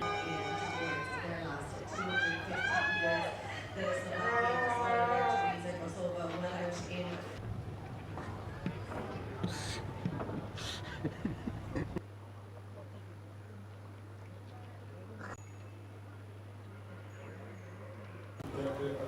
women's single sculls, semi-final 2. starting to come a bit closer. There we have the winner of this final.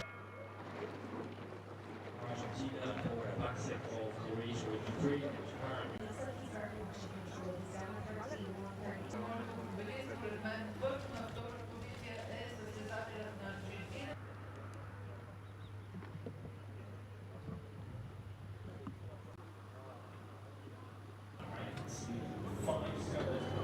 Say, lane 2. Lithuania, lane 1.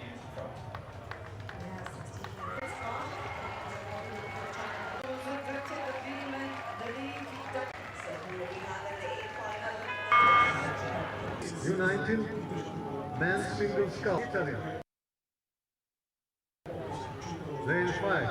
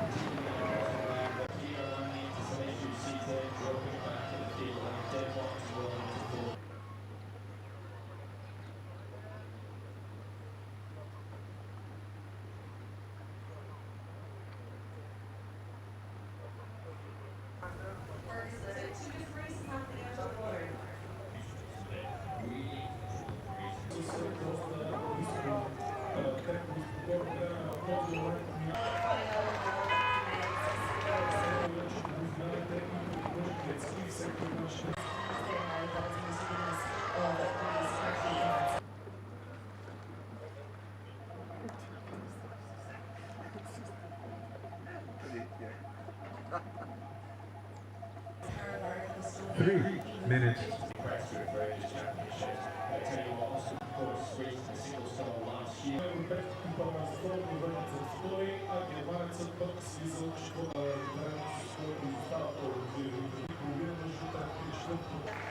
And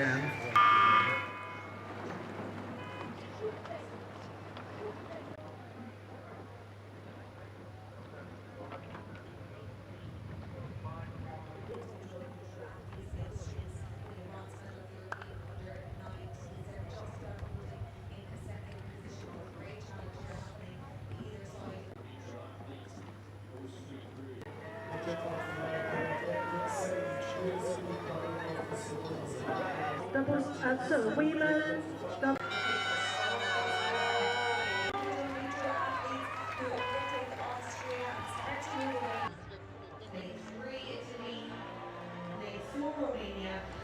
So, ladies and gentlemen, we're ready for our first A final of the day, women's pair. Lane 1 will be for Lithuania, Ausara Kavaliauskaitė and Gabija Stasasaitė from Lithuania in lane 1.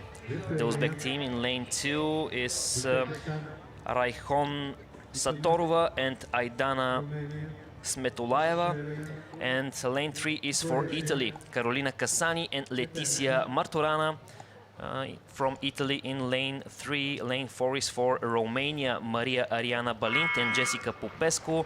Lane 5 is for Australia, Piper Halem and Emma Pele from Australia there, and Croatia, Ana Jukic and Dunja Višmek from Croatia in lane 6. All these crews now off to a quick start. No surprise to see the Italians going out of the block quickest as we ride here with Cassani and Martonara from Italy. Here is the crew from Uzbekistan, lane 2, and here is the crew from Romania. One to watch, silver medalist in Brandenburg earlier this season. They will go for one of the medals for sure. Here's Croatia, lane number 6, Jukic and Vismek in the the bow and stroke seats respectively, and all these crews now off to a good start. Romania, together with this crew from Italy, going off the blocks really well, but the two athletes we haven't really talked about as we ride with the Italians once more with is the crew from Australia. Piper Hallam and Emma Peel, both representing Mercantile Rowing Club from Australia. They're outside of this picture, but they are in the lead. They are closing down to the first timing mark, 500 meters gone. And just outside of the picture here is the crew from Australia, who are leading as we take a closer look at the crew from Lithuania. The front runners here include the experienced Italian pair of Carolina Cassani and Letizia Martorana. For now, the Italians are holding for second place, I think, with the Romania crew. As my colleague already mentioned, Cassani and Martorana are under 19's European rowing champions from Brandenburg. Yeah, gold medalists from Italy at the moment in bronze medal position, as the Aussies really taking it up a gear. They're 7/10 of a second now ahead of the silver medalist from European silver medalist from Romania, who jumped out of the 4 last year, got 4th overall in Trakai, into this pair, and they are now going for the medals here. Wonderful pictures on the left-hand side. You can just about see the lead that the Aussies are establishing this early on. It's almost half a length now for Peel and Hallam at the moment, with Italy and Romania going for silver and the bronze. And you can just about see the green boat from the crew from Uzbekistan in lane number 2. Two crews on the far side of the lake. That is, of course, Lithuania and Croatia. They are dropping slightly off the leading 4 at the moment, as we already fly through that second 500 here. You can see the Italians now settling into that middle race pace. Romania going with them. Too early to call any places definitively, but on the left of this picture, there is a very fast crew from Australia. They are leading at the moment, and they are getting themselves further ahead of Romania, Italy and Uzbekistan. Yeah, Australia is holding the lead here, and seems like there's a bit of a fight for second, and I don't know who's winning it at the moment. Maybe the Italians, but Romania is with a better stroke rate at the moment. The Uzbek boat is following the pair. Yeah, and again, you would look to the center lanes for the quickest qualifiers for this A final, and indeed the Italians, the European gold medalists from Brandenburg this year, were the quickest to qualify, but a brave start by the Aussies at the moment, and they've increased their lead. It's nearly a second and a half now at 1,000, and I'm wondering if they have saved the best for last. They look really nice and long. They look really well together, and somewhat reminiscent of the under-23 women's pair we saw in Duisburg a few weeks ago. Nice long, lengthy, ropey rhythm there by the Aussies sees them moving into that gold medal position quite well at the moment. We're in the third quarter of this race. You can see a big push now from Uzbekistan, and the Italians also stepping it up, with the Romanians now in the danger zone. They are in 4th position at the moment, but they're still close to the medals. I believe there's a bit of a difference when you're watching B finals and A finals, because when you're in B final, when you want it to be in a final A, you want to start great, you want to start strong, and show everyone that you had to qualify for the A final. Where here it's more of a tactical battle. You want to start strong, but you don't want to finish for the final meters. You know everyone that qualified here with you has a lot of strength and you want to show the best in the last 500 meters. So we are reaching the final quarter of the race very soon. Australia is holding the lead, but keep an eye on the Uzbeki team because I think they have the best stroke rate and maybe they just edged the Australians. Yeah, the Aussies perhaps now feeling the strain of that early lead with the Uzbekistan combination of Saturova and Smetuleva now pushing through. The Aussies here, they are still in silver medal position, but they are feeling the heat because the Italians are hot on their heels and the Romanians are not too far down. I have to say, I would have expected slightly more from the Romanians at this point. We do know the Romanians have a good sprint, and we'll have to wait and see if this crew in the green and gold can hold on for one of the medal positions here, as we have these wonderful pictures from the drone.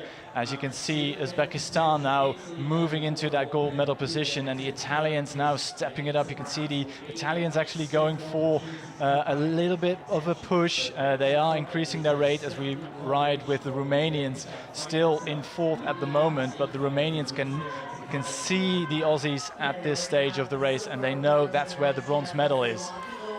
There go the Italians. They have the best stroke rate in the final meters. There's a sprint from them and I think they will manage to edge the Uzbekis in the final meters.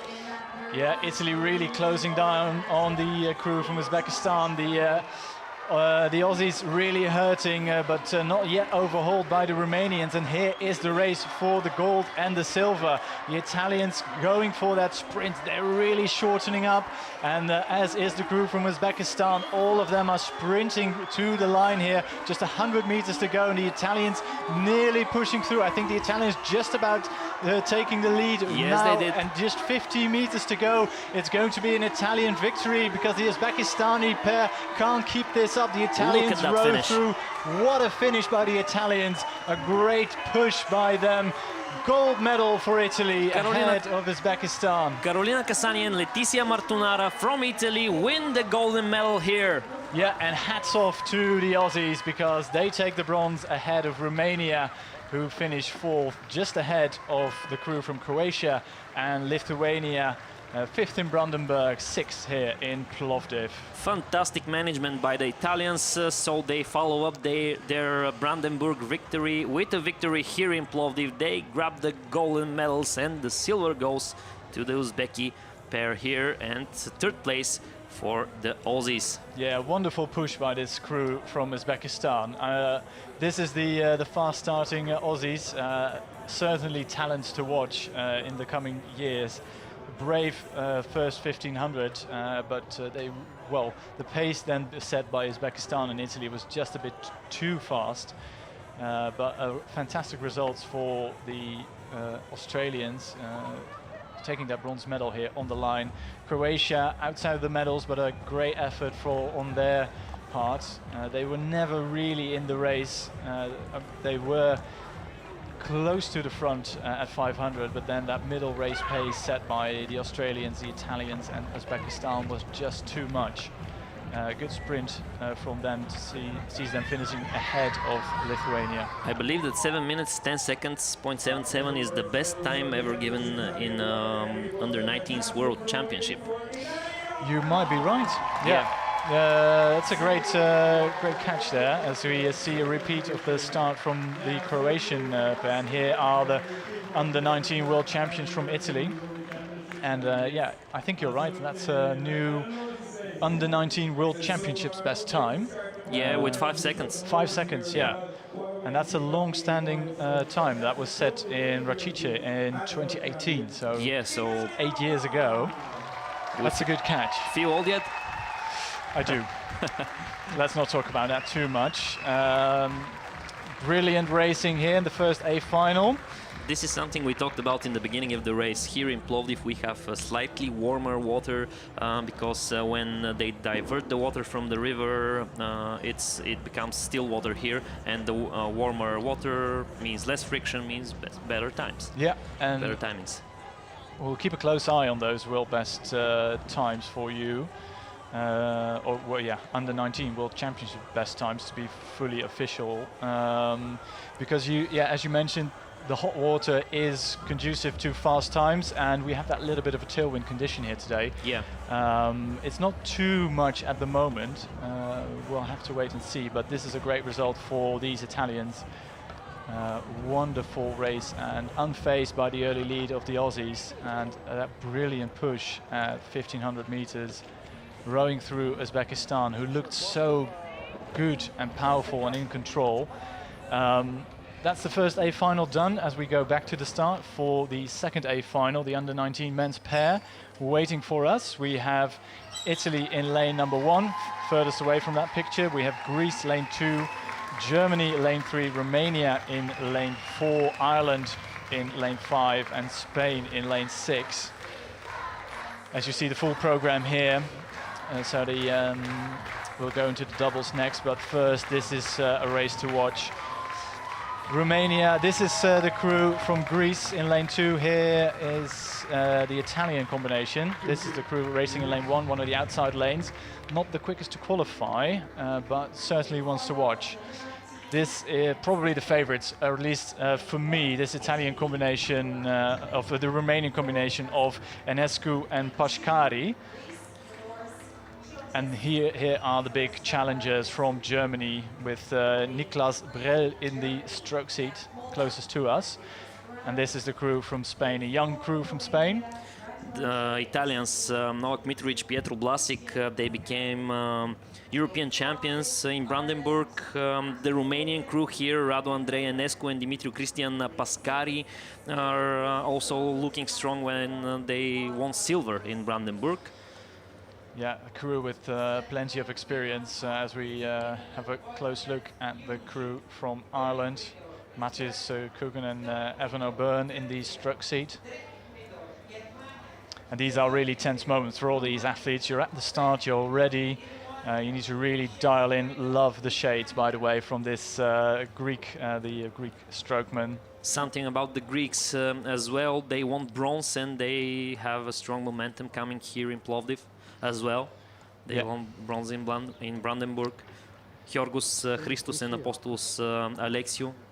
Yeah, Alexiou in that stroke seat. And you can see how all these crews sort of dial in now. They're not yet under starters orders, but they are trying to find that focus here. These are the Italians with Pietro Blasic in the stroke seat, and you can hear the umpire now calling all these crews to attention. Germany, Romania, Ireland, Spain, attention.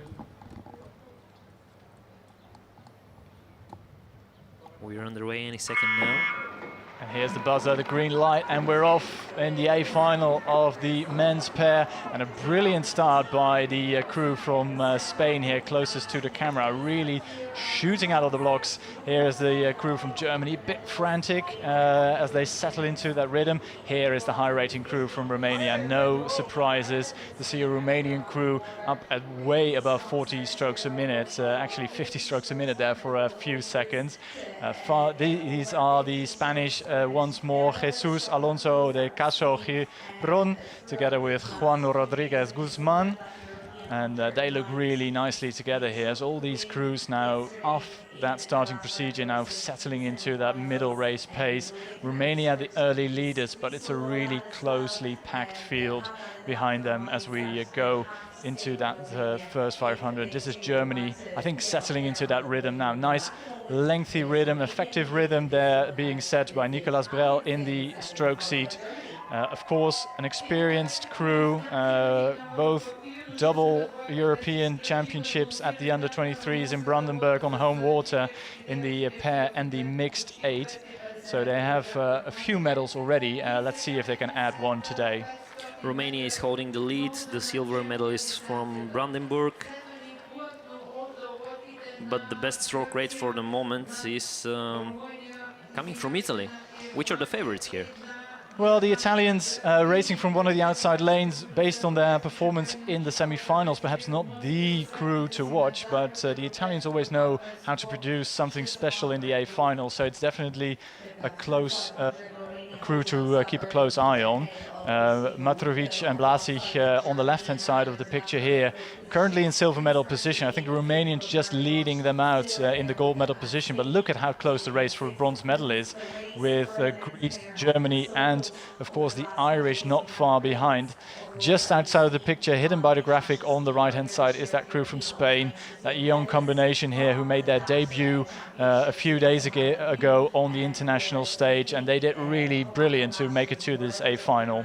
Notice that the Italians are holding on the lead for the moment. They switched with the Romanians a few times, but now Italy is holding the lead, and yet again with the best stroke rate at the moment. Yeah, the Italians leading, I think, by the narrowest of margins here. The Romanians really not content with the Italians leading them out. I think the lead chopping and changing every single stroke, but it's a good position for the Italians and the Romanians at the moment, because the crews from Germany and Greece have the work to do now. We haven't seen that today, have we? Look at the Italians and the Romanians. As you said, it stroke by stroke they are changing the lead. The Italians are holding it, the Romanians are attacking. I think this battle between Italy and Romania may decide the gold here. Yeah, that's one to watch. I do like the way the Greek pair is rowing. Somewhat reminiscent, strangely enough, of the Kiwi pair of Murray and Bond from a few years ago in terms of the way their rhythm is set up, and the Greeks now moving into bronze medal position ahead of the European champions from Germany, now pushed into fourth, just ahead of the Irish and the Spanish. Mitrovic and Blasic are still holding the lead, but notice how the margin isn't that big, and we are reaching the final of the competition, so we'll see the best sprinters now. Yeah, it's going to be one to watch here. The Italians on the left-hand side of this picture still leading the European silver medalist from Romania in the center of this picture. That's the 1-2 at the moment, but look at how close the Greek bow ball is getting to the silver and the gold medal position here as we ride with the European gold medalist from Brandenburg from Germany. That combination of Niklas Brell and Jan Kolbach in the bow seat there. They are pushing on. They're still in fourth position at the moment. So I do like the way the crew from Ireland is applying themselves at the moment. Currently sitting fifth overall, but close to this crew from Germany. And here are the leaders, still Italy. You told us to watch the Greek crew, and I think you're right, because the Greeks are taking the lead in the final meters. This is brilliant, brilliant tactic by the Greeks. Yeah, I do, yeah. You noticed at the halfway mark, yeah. Yeah, I do like the way the rhythm is set up as we ride with the crew from Romania. Once again, they are now in perhaps bronze medal position. We'll have a close look at this. Look at how close the racing is at the moment. Italy, Greece, dead level for the gold and the silver. The Romanians currently in bronze medal position. Germany, Ireland and Spain fighting for the minor places at the moment. We have 500 meters to go, and the Greeks now absolutely moving through the Italians. Have the Italians gone too early? Have they been brave? And have they thrown in that kitchen sink just a bit too early? It seems like it. This is a crew from Romania, I think, still poised to take the silver, perhaps the gold, because the Romanians have a fantastic sprint, and they were the quickest to qualify for this final. But look at the way that Greek pair is rowing. Absolute masterclass at the moment. Yeah, brilliant technique by the Greeks. They started slow, they creeped up to third place, and they attacked the leading position. The question is, will they hold it in the last 200 meters of the race? Yeah, Chiotis in the bow seat of that Greek crew, looking left and right, because he knows the Romanians, Germans, Italians all will come for the medals here. Have they done enough? The Italians slipping back. I think that's a tough race for the Italians now, really struggling here as Romania row through the Italian bows, and that's very close to the Greeks. Have the Greeks done enough to hold off that late charge from the Romanians? Not yet. The Romanian charge gives them the lead in the final meters of the race. They have the best stroke rate, but the Greek boat is ahead, I think. No. Maybe no, I'm it wrong. will be Romania. Romania row through in the last two strokes of this race. Romania take the World Championship title. Silver for the Greeks. I think I wasn't looking at the bronze medal, but I reckon that's still Italy. ahead of Germany, then it's Ireland and Spain for sure. Here is confirmation. The Greeks delighted with that silver medal ahead of the Germans. Actually took it on the line. It's unofficial at the moment, but it's Romania, Greece and a very happy crew from Germany who were outside of the medals for most of this race. Then they rode themselves back onto the podium in the last 100 meters or so. These are the new world champions from Romania. What a well-timed race by these guys. Radu Andreescu and Dimitriu Cristian Pascari won the golden medals here, so congratulations to the Romanians. We have to say they were really close to the under-19s world champions' best result, but not yet 6 seconds apart. Yeah, and what a performance by Pascari, Dimitriu Cristian Pascari in the stroke C, just 16 years of age. And jumping into that boat with Radu Andreescu, here they are,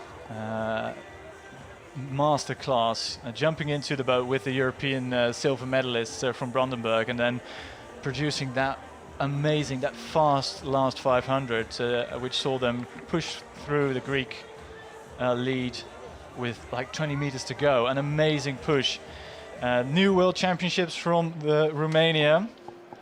They take the gold medal ahead of the Greeks, and Germany deliver as well in the final 250 meters. They rode through the brave Italians who here at 500 were leading the field together with Romania, and the Italians kept themselves in a chance to get a medal, and they were only rode through in the last 200 meters. So again, great performances all round, also from the crews from Ireland and Spain who rode out of themselves for the medals here, but yeah, best race I think by Romania. Incredible performance by them. We're going to catch our breath again. Our next start is A final in the women's double sculls. Yeah, and that gives us a little bit of time. I think we are going to have a medal ceremony of the women's pair in a moment.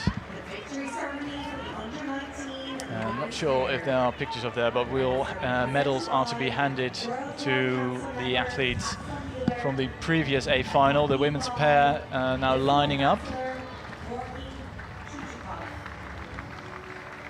as we have these wonderful slow motion pictures from the A final of the men's pair. What a race that was. Yeah, really closely knit race. It was breathtaking, the fight from beginning till end, till the very end. Please welcome our silver medalists from Uzbekistan.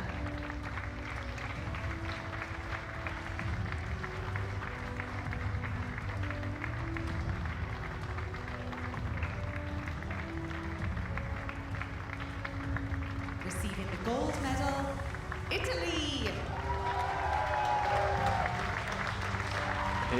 Here are the Italians. We'll just give you a quick rundown before we hear the Italian anthem. So, bronze medal for Australia, you can see them here on the right-hand side. Piper Hallam and Emma Peel. Silver medal, of course, for Rayhun Saturova and Aidana Smetuleva from Uzbekistan, and the new world champions from Italy. Carolina Cassani and Letizia Martorana in the middle as they are, and what a great race that was too. Pretty similar picture actually, with the Italians are rowing through in the last 500. Very similar to the Romanians from the men's, but here they are. Big cheers from the grandstand. The new world champions from Italy. And these are some special moments. And I always wonder at these under-19 World Championships, perhaps we are looking at future Olympic champions. But first, the Italian anthem.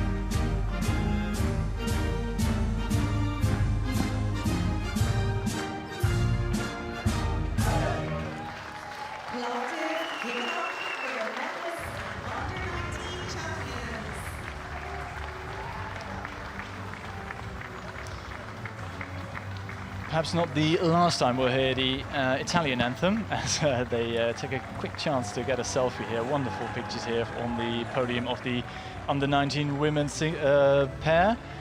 I'm sure that that's not the last time we are seeing these ladies on the podium as well. Maybe not in Plovdiv, but in the future. I'm sure there's plenty sure of it, yeah. to look forward to in the coming years, and of course the under-19s, obviously a stepping stone. Usually we see these athletes progress through the under-23s and then onto the senior level, and I'm sure we'll see them in years to come. And with that medal ceremony, we have a small chance to look forward to the, well, have a look ahead to the next A final. We go to the A final of the under-19 women's double sculls in a few minutes. As you can see here the venue, and here are the crews for that A final. Furthest away from us, we have the Irish, O'Flynn and Nagler. They are on the outside lanes. Next to them we have Van Beek and Tibi Tanzel from Germany. We have Sherkasova and Burovtseva for the individual neutral athletes in lane number 3. I think one to watch, a crew to watch. Dolna and Kodulska from Poland, lane 4. You can just about see them in the just beside the crew from Greece, here in lane number 6, together with the Romanians closest to us. The individual, sorry to interrupt, the individual neutral athletes here are the clear favorites. They arrive in exceptional form. Tatiana Cherkasova and Anastasia Burovtseva won the European title by more than a 7-second margin. Yeah, that's one to watch. We saw great performances by a few individual neutral athletes at the under-23 level in Duisburg a few weeks ago. So there's something to look forward to, and it will be a head-to-head between Poland and the individual neutral athletes in lanes 3 and 4. And these are the Polish. And already the buzzer, a quick start all round as we get going in the A final of the under-19 women's double sculls.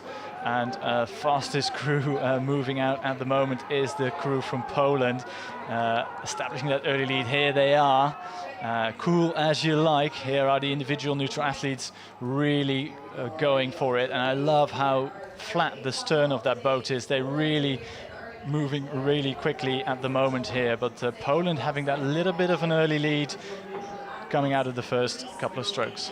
The first 200 meters of the race are just brilliant. Look at the first and the last boat. They are moving head to toe. Yeah, this is they're going toe to toe, stroke for stroke, as this crew from Ireland is also really motoring along. The Irish 8th at the Europeans in Brandenburg earlier this season, and they posted a really competitive time for the medal. And in terms of times coming from the semi-finals, Poland the quickest crew to qualify, but all the rest of the field within 1 second of each other from the semi-finals. So that means basically all these crews have a chance to get a medal here in this A final. We'll have to see how it pans out. At the moment though, the Polish crew quick out of the blocks, and they have established themselves at the front of the race ahead of the individual neutral athletes. Germany going with them too. That's an interesting one to watch as well. Germany 4th in Brandenburg, so missing out on that medal on home water. They'll look to go one better and at least get that bronze medal. But here's the bow number 5 of Greece also in the mix here. Seems like the Irish are the underdogs here. They are falling behind, almost 5 seconds behind the leaders, which are still from Poland.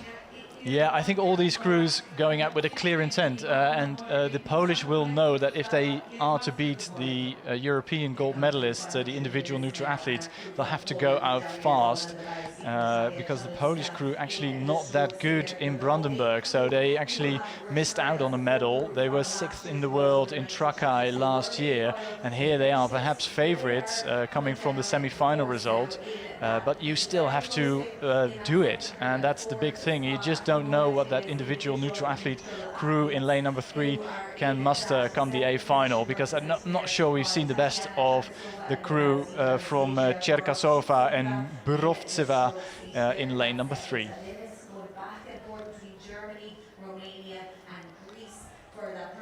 Wonderful pictures here, giving us a full view of the course.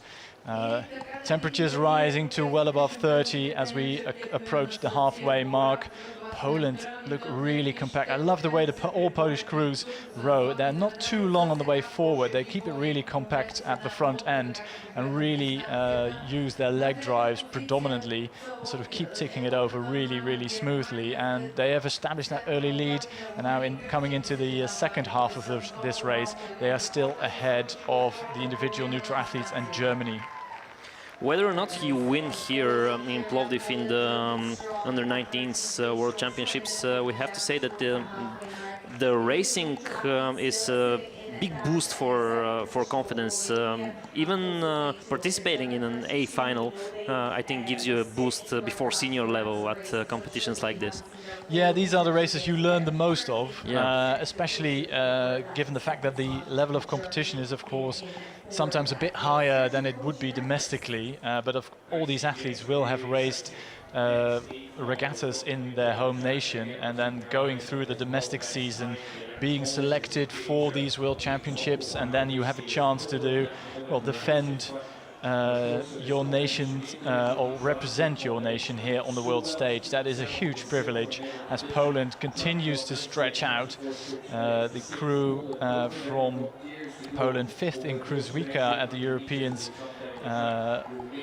in 2025, if I'm not mistaken. So that Polish crew has loads of experience, and at the moment it's really paying dividends for them because they keep stretching out inch by inch, stroke by stroke. The Polish crew is walking away from the individual neutral athletes who are firmly in that silver medal position. Germany, I think, more or less level at the moment with Romania. Romania might actually be slightly ahead in bronze medal position, ahead of the Germans, who you can see here with the Irish in the background. The Irish, I think, at the moment 6th as we come into the last timing mark before the finish, and now it will come down to the last 500. So this is a great position for the Polish double to be in. They are 3/4 of a length up on the individual neutral athletes, who are still underrating them, not by much, but look at how close the race for the gold and the silver is. There's a canvas separating 1 and 2, then there's clear water. Here are the Romanians actually moving into that bronze medal position ahead of Germany, with Greece 5th overall, and of course the Irish 6th across that penultimate timing mark. But now we will see what the individual neutral athletes are capable of. Yes, so quarter of the distance to go. Let's see how it winds up. I feel that the combination of Cherkasova and Burovtseva, the individual neutral athletes, they are closing down on this double from Poland as we speak. Yeah, and it's you can see by the graphic. There goes the sprint. Yeah, they are stepping it up. They were closing down on that Polish lead in the last 500 meters or so, but now they're really motoring along, going for that push. You can see the power from that double, that individual neutral athlete combination here. They are really moving, and now it's half a length, and look at them go. Every single stroke they put more distance in the Polish double. So impressive to see. You thought they weren't really motoring along, but they've just about increased the lead. And they are really powering, the quickest boat on the water by far. They look like they can go on another race in 5 minutes. Yeah, and they make this Polish combination, they make them look like they're going backwards. Such is the speed of Cherkasova and Burovtseva. Look at that, almost clear water advantage for the golden medal here. Oh, this is an amazing race by them. It will be clear water across the line. They take the gold medal. Tatiana Cherkasova and Anastasia Burovtseva take the gold ahead of Poland, who will take a silver medal, and I think Romania actually out sprinting Germany, Greece for the bronze medal. And last but certainly not least across the line is the double from Ireland. And the Irish improve relative to their Brandenburg performance. Germany were close, but sadly for them, not able to step it up and get the bronze medal. With 6 minutes 57 seconds, .58, we have to say they were really, really close to setting a new World Championships best time. I agree. In terms of percentage, that's just a few tenths of a second off, so that's really rapid. So this was brilliant timing from Tatiana Cherkasova and Anastasia Burovtseva. Congratulations to them. Poland and Romania take the podium as well. Yeah, and a great performance by the Romanians. We haven't really talked much about them, but two 16-year-olds rowing at the Under-19 World Championships from one of the outside lanes, getting that bronze medal. And I think I mentioned it, that these crews were really evenly matched in terms of semi-final performances. And it turns out to be true, because Romania, not the quickest to qualify, but they got a medal here in the end. Meanwhile, we are going to have another ceremony any second now before our next A final, which will be men's double sculls. Yeah, that's something to look forward to, as we have a nice replay here of the action in the A final of the women's double sculls. Those crews we'll see on the podium in a few moments, but first, honor where honor is due. We go to the Under-19 men's pair. The medal ceremony will start any moment now.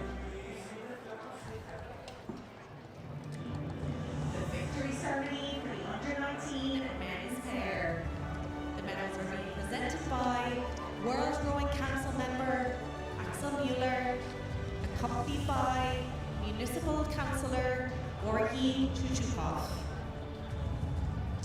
Lurking in the shadows here, these are the medalists. We have bronze medalists from Germany, Jan Kolbach and Niklas Brell.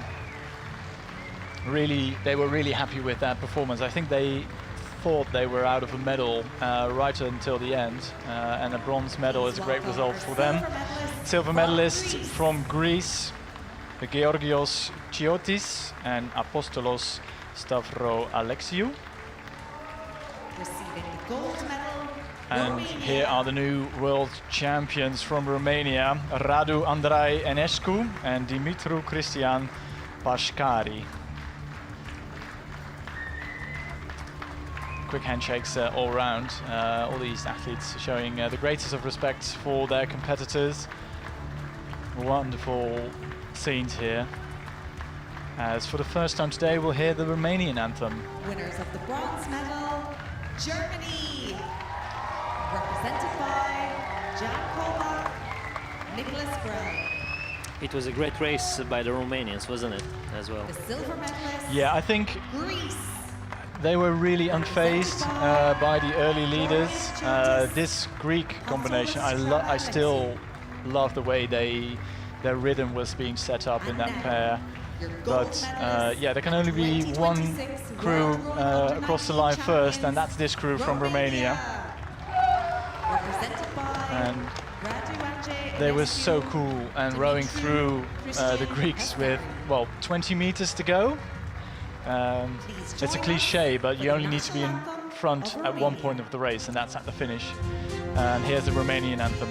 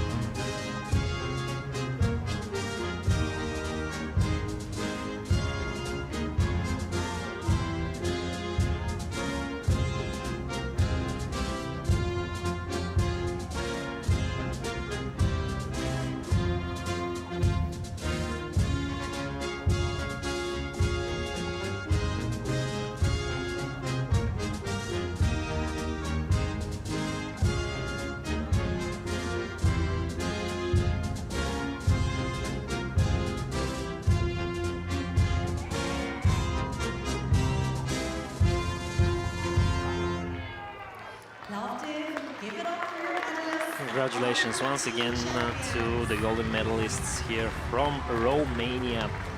And coming up next in just a few short minutes, we're waiting for another A final, men's double sculls.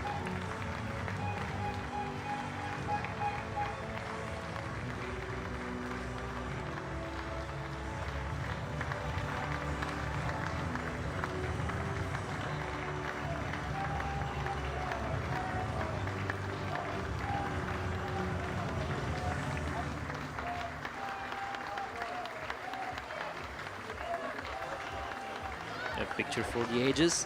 Yeah, this is a moment you want recorded, and it's a great podium all round. And the great thing is, there's a little bit of Ronaldo for you. Yeah, this is one to hang up on the wall. Going around all sorts of sports, not only football. Yeah, this is a gesture that transcends football. Yeah. So we move back to the start once again. we'll have the men's double sculls. As I said before, individual neutral athletes in lane 1, Vladislav Makarov and Kirill Kuzitsin will be competing there. New Zealand crew containing of Adrian Bennett and Charles Manser. From Turkey, Kan Korkmaz and Eren Aykut. From Slovenia, we have Marko Kosmac and Svit Kobler. From Great Britain, we have Alfie Webb and Quinn Mosley. And from Estonia, we have Andri Hansen and Raimond Kubia. Here that's the crew in one of the centre lanes. New Zealand in there, Slovenia,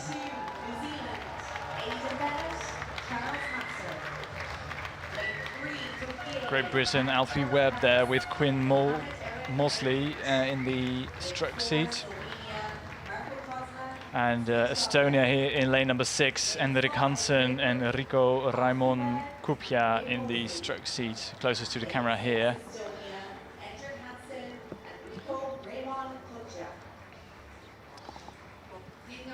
It's also, again, based on semi-final performances, the crews in the centre lanes, Turkey and Slovenia, really evenly matched. And once again, I will venture to say that all these crews have a chance of a medal based on their performances in the semi-final. There's a couple of seconds separating all these men's double sculls. And Great Britain, New Zealand, really just a second between them from their semi-finals. Turkey, Slovenia, dead level in that semi-final. So we'll have to wait and see how this pans out. And I'm really impressed. I was really impressed by the crew from Turkey with Kan Korkmaz in the bow seat there, just 16 years of age. They are probably the best bucket heads on the regatta venue here from Turkey and New Zealand, poised and ready at the start. We have bronze medalists here from Slovenia, Marko Kosmac and Svit Kobler. They won the European bronze. Yeah, and away they go. A fast and furious few strokes by Estonia. Hansen and Kupia really taking it up to the high 40s, perhaps even the high 50s. All these crews off very quick with Makarov and Kozitsin from the individual neutral athletes on the far side, quickest off the start as we ride here with the Kiwi double. Puffing their cheeks, that's always great to see. And fast starting procedure here is the crew from Turkey. I'm not sure if they are the fastest crew in this final. I think that was Slovenia, but there was precious little between them. Here are the individual neutral athletes looking to make that early mark in the race, and they are leading at the moment. Yeah, great start in the first meters of the race. The first 250 is history now. Individual neutral athletes Vladislav Makarov and Kirill Kuzitsin are holding the lead, and I think they want to hold it because they are starting to open up a gap between them and the second best boat, which I believe for the moment is Turkey. Yeah, I think you're right. This is the crew from Slovenia with Kosmak and Koblar in the closest to us. They have really settled into that middle race pace here as we approach the first timing mark.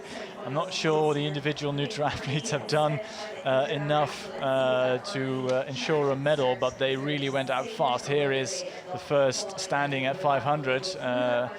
Makarov and Kozitsin do lead, but by just 0.2 of a second ahead of Turkey. And a great start by the Brits with mostly there in the stroke seat, just 0.4 down, with Slovenia. Basically all these crews really close still, so there's plenty of room to go. There's 1,500 meters still left to race, and Turkey are now moving quickest out on the water, and they are actually leading now. They went for a great push, and Great Britain really moving with them. GB not the quickest out of the start, but they have a brilliant second 500 here. Sees them drawing level with Turkey. Slovenia sandwiched in between those two crews, not really able to keep pace with the front runners. That's interesting to see. Turkey leads the way, followed by Great Britain. Actually, this will be a close contest here of the 1,000 meter mark, of course. Turkey, Great Britain, and the individual neutral athletes are switching leads, one stroke at a time.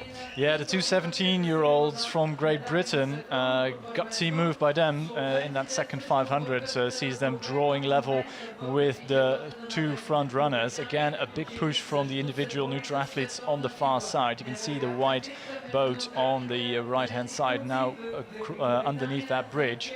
They are once again in the lead. That's an amazing push. I thought it was a fly and die tactic from Makarov and Kozitsin, but they are sticking with it so far. We're 1,000 meters in, and it is Great Britain now in silver medal position. The crew from Turkey just 0.3 of a second down, and Estonia still in the mix there for a medal. Slovenia, quite surprising to see them trailing at this point of the race.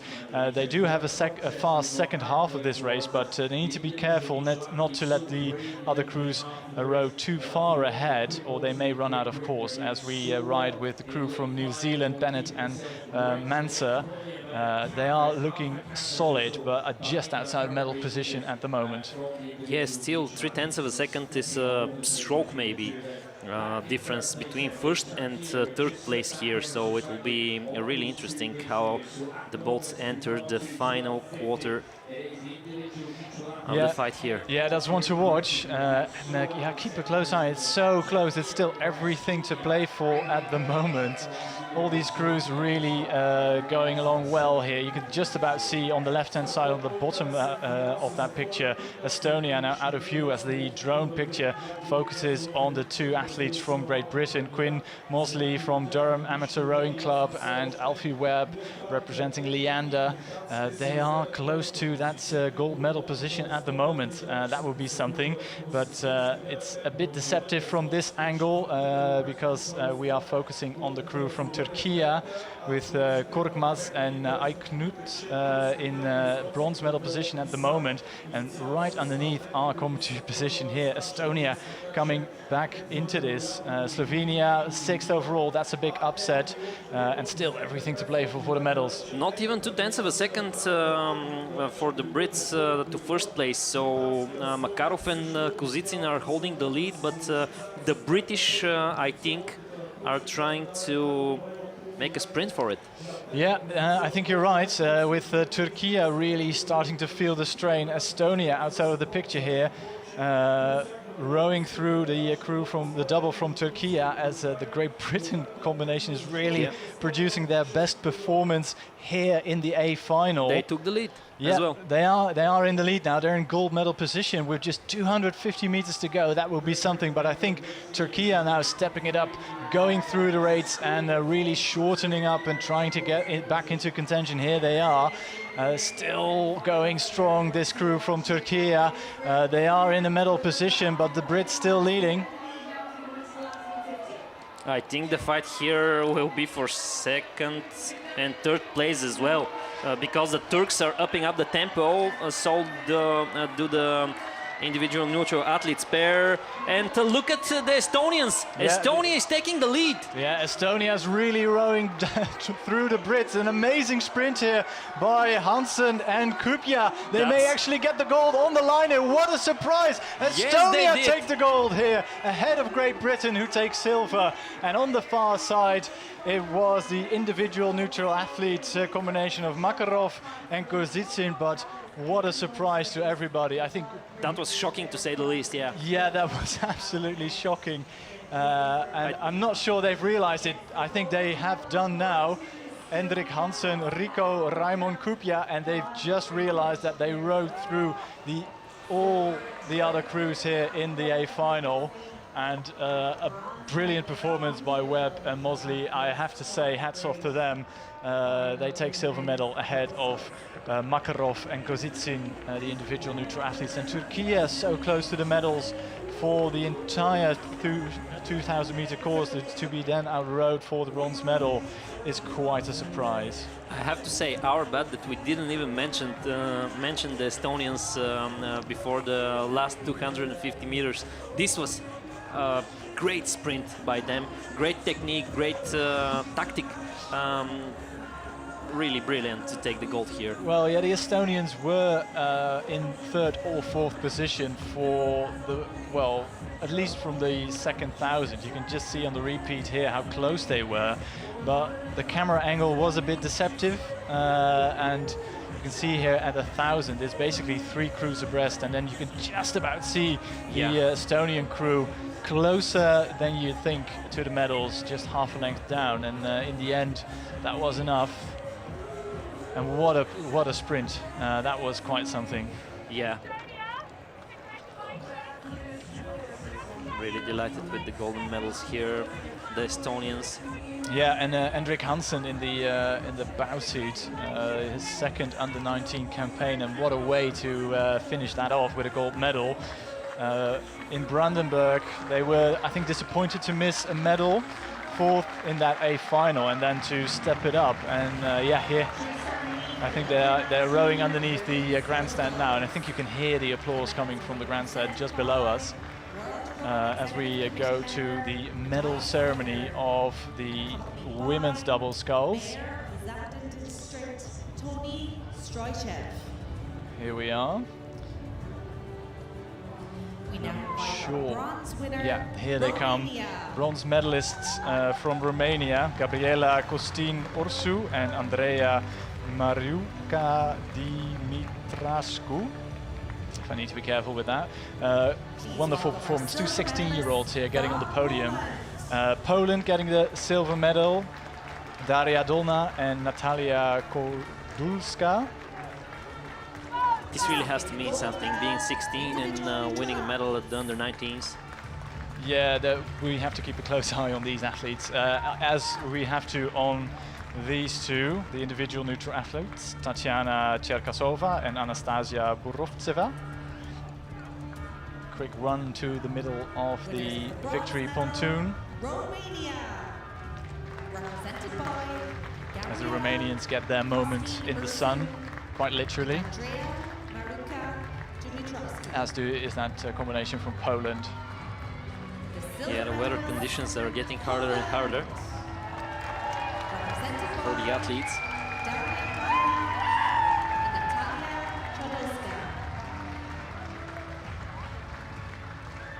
And now, your gold medalists and 2026 World Rowing Under-19 champions, individual neutral athletes. And here they are, Cherkasova and Burovtseva. Yeah, congratulations once again for the individual neutral athletes, which managed to win the gold medal here in Plovdiv. For the national anthem.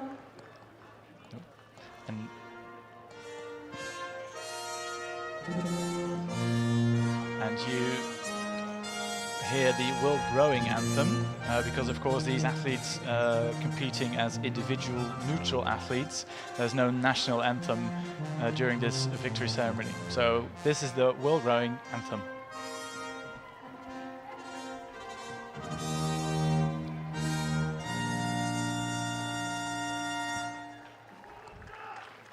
Plovdiv Give it up for your Big round of applause for all the athletes. champions.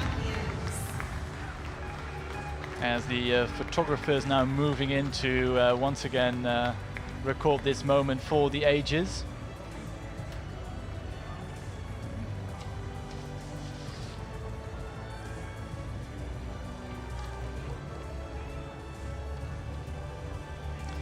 As we have 4 more A finals to go, so we are about halfway through our A final program this morning still. The next race is the A final of the under-19 women's 4.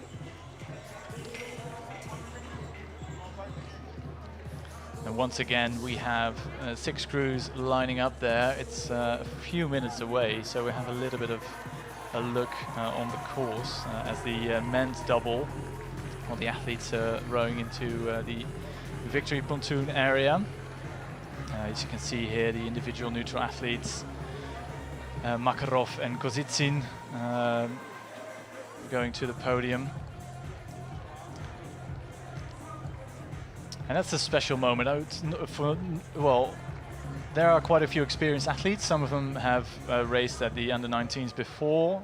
Think about the crew from Estonia. But to be on that podium is quite something. Here we are, starting procedure for the under-19 women's 4. We have Australia, Great Britain, Romania, the USA, France and Poland. All these crews coming from the semi-finals yesterday, and it's a nice division. Australia, Great Britain, Romania were in the same semi-final in lanes 1, 2 and 3. Romania, obviously the quickest to qualify here, is the crew from Australia. National championship winners in this boat class in Australia. We have to say that Romania here enter as favorites, despite USA being defending world rowing champions. They arrive in a new lineup, whole new lineup. So Romania have locked very fast in the semi-finals. Great Britain did not contest the last European Championship as well, but welcome back Oti Campbell Raide, who helped secure bronze in the women's 4. Yeah, and that stern 3 in that crew is an experienced trio. Here are the Americans, winners of their semi-final, with Sofia Rostad in the stroke seat. I think an athlete to watch for the future. This is the crew from France. The stern pair actually raced the women's pair in Brandenburg. And the only returning athlete from last year is Lydie Pervieux in the 2 seat. Here is the crew from Poland. 15-year-old Lukia Mroz in the bow seat, really young athletes, and this combination got 7th overall in Brandenburg at the Europeans. So they have already improved by making this a final, because this a final contest places 1 to 6. Here are the Romanians, probably the favorites, as you mentioned, Milan. And you can see the nerves on the faces of the athletes from Great Britain. Total focus as they come under starters' orders, waiting for that buzzer and red light. France, Poland, attention.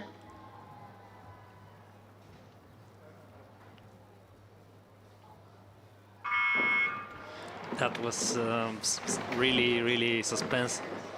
Yeah, that was quite a long time to be on the starters' orders, but all the crews are off and all the crews are really flying. Great start by France in lane number 5, but I think they are, in terms of top speed out of the start, they are the best crew, but this is the one to watch. That's Romania and the Australian combination here, stroked by Olivia Hansen-Knarhoy. She's really providing a wonderful rhythm for the 3 crewmates behind her to follow. We'll keep a close eye on the Aussies. Romania together with France and Poland. I think France early leaders, but outside of this picture here are the Americans now. USA Sofia Rostad in the I think really long already. Not a very high rating crew here, but most American crews are powerful and they use that power to great effect. Here is the crew from Great Britain in lane number 2. They know they'll be in for a race. They were 2 seconds down on the Romanians beside them, and this crew from Poland was more or less evenly matched with the crew from France in the semi-final in terms of time. So we'll have to wait and see as we come to the first timing mark. It will be interesting to see if the Americans are in the mix. At the moment they are trailing, and that's a bad position to be in at 500 meters gone. Actually, I think they are second to last. Only the Polish boat is behind them, but I'm not really sure about that because maybe even the Polish are upping up the tempo. Yeah, we'll get a good view of them right about now, but it's Romania, Great Britain, Australia leading in the bronze medal positions at the moment, and you're quite right that France is close to the medals, with the USA and Poland already trailing by more than 4 seconds. That would be something. That semi-final won by the USA was not quick, not particularly quick, but I have a feeling the USA weren't pushed to their best. Outstanding first quarter from the Romanians. We have to say that they have a lead. Yeah, and of course gold medalist in Brandenburg, that lineup, and the stern pair in that Romanian crew, of course also gold medalist in Trakai and the Worlds last year at under 19. They are really motoring. You can see them really closing down on that halfway mark and are really putting more distance in Great Britain. The Australian crew look really solid to me at the moment. And you can see how much the Americans are struggling to keep their boat straight and true by their wake, and they're really struggling with their course. I think they've managed to stabilize right about now, but they are still in second to last, just the Polish crew behind them. And now again, once again, they are creeping closer to lane 5 where that French crew is rowing.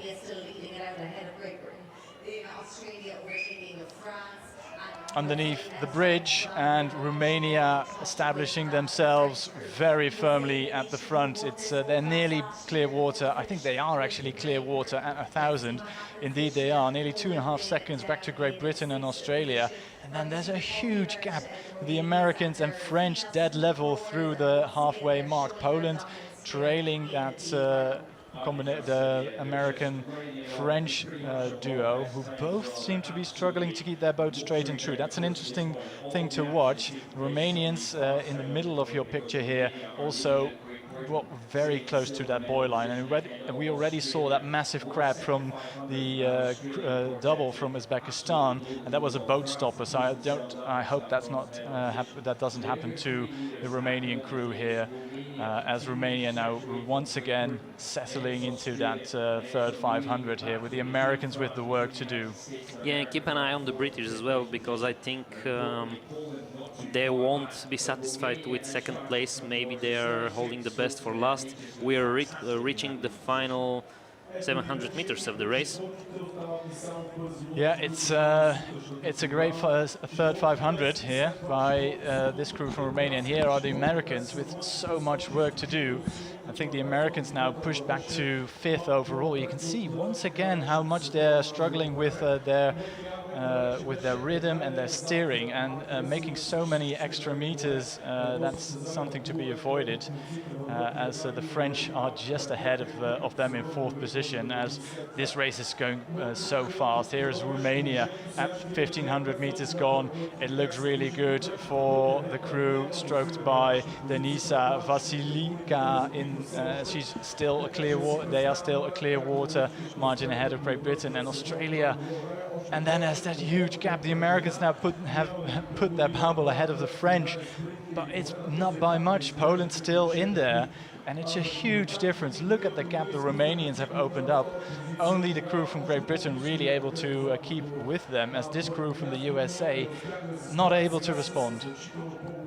Yeah, so the Romanians are leading the way, and quite clearly so, followed by the British, and Australia for now keeps a good tempo for 3rd place, but not more than that. Yeah, the experienced under-19 athletes from Romania all medalists at the European level last year and this year as well, and they are going to add a medal to their collection on the world stage, no doubt. It will take something really special from the crew from Great Britain to overhaul the Romanians. This crew from France, I do like the way the French are rowing, but they are also struggling with their rudder a bit, I feel.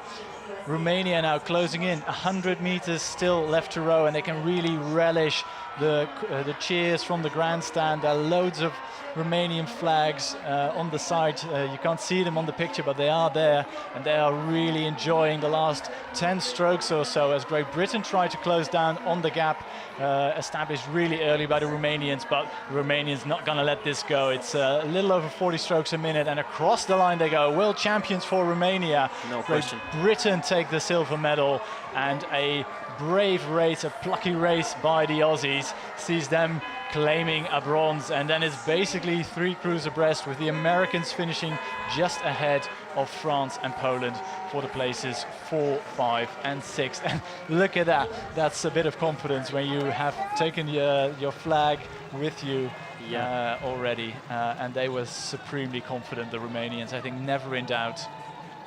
There's a bit of weight there as well. Yeah, it's not much, but yeah, it's still there. But hats off to all these athletes, and I think the Australian combination looking really satisfied. Oh, they are tired. I mean, we are nearly approaching midday, and it's really hotting up on the water, well above 30 degrees. But bronze medal for the Aussies, as we see a repeat of the start. This one finished as it started, so yeah. The first 3 boats actually claimed the medals. After the first 500 meters, they were placed for gold. Yeah, all the crews silver, from the quicker semi-final actually repeating that performance and moving to the podium. As we can see, the early signs were there at 500, and then the three crews, Romania, Great Britain, Australia, continue to stretch out all the way across the 2,000-meter course. Here was I think that second 500 was crucial, especially for the Aussies. They broke clear water with this crew from America, the French and the Polish, and then it was just a matter of clinging on. They were too far down on the Brits to get that silver medal, but and there was no crew who was going to catch that Romanian crew as well. So soon we'll have another ceremony. Our next start will be an A final in the men's 4. But first we go and look at that, how quickly they had that flag ready. Just across the line, really chuffed.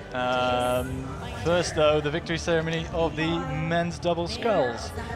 And we'll have a quick lineup. We have the bronze medalists, I think, walking onto the pontoon right now. We have Vladislav Makarov and Kirill Kotsitsin. Brave start by them. I think they led at 500 meters gone and able to cling on for a medal. Silver medalists from Great Britain, Alfie Webb and Quinn Mosley, I think produced their best results of the regatta here in the A final, and that's perfect timing, if you ask me. But perhaps one of the best sprint finishes we've seen is Estonia. World champions Hendrik Hansen and Rico Raimon Kupia.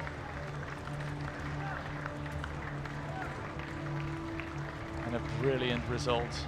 Absolutely brilliant stuff. Yeah, it was a breathtaking display from the Estonians in the final quarter of the race. Yeah. They made sure they were close to the leading pack, and then they rode through. That was something.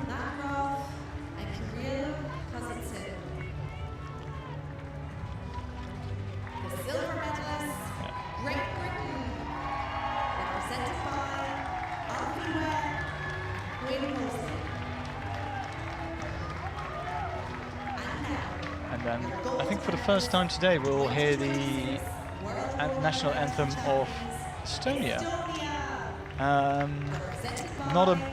country you see medaling a lot in rowing, but it's a great result for these two, Hansen and Kupja, as we hear the national anthem from Estonia. And deservedly so.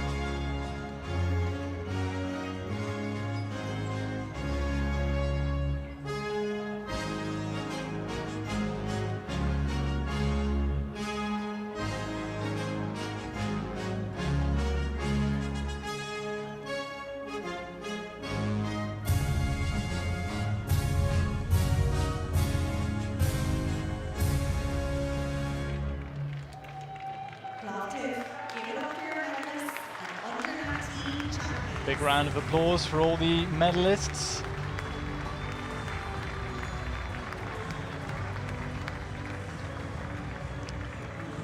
So you can see the photographers moving in, and also you can have a great picture of the cycling lane which lines the bank. So you see loads of coaches cycling with the races and with training yesterday.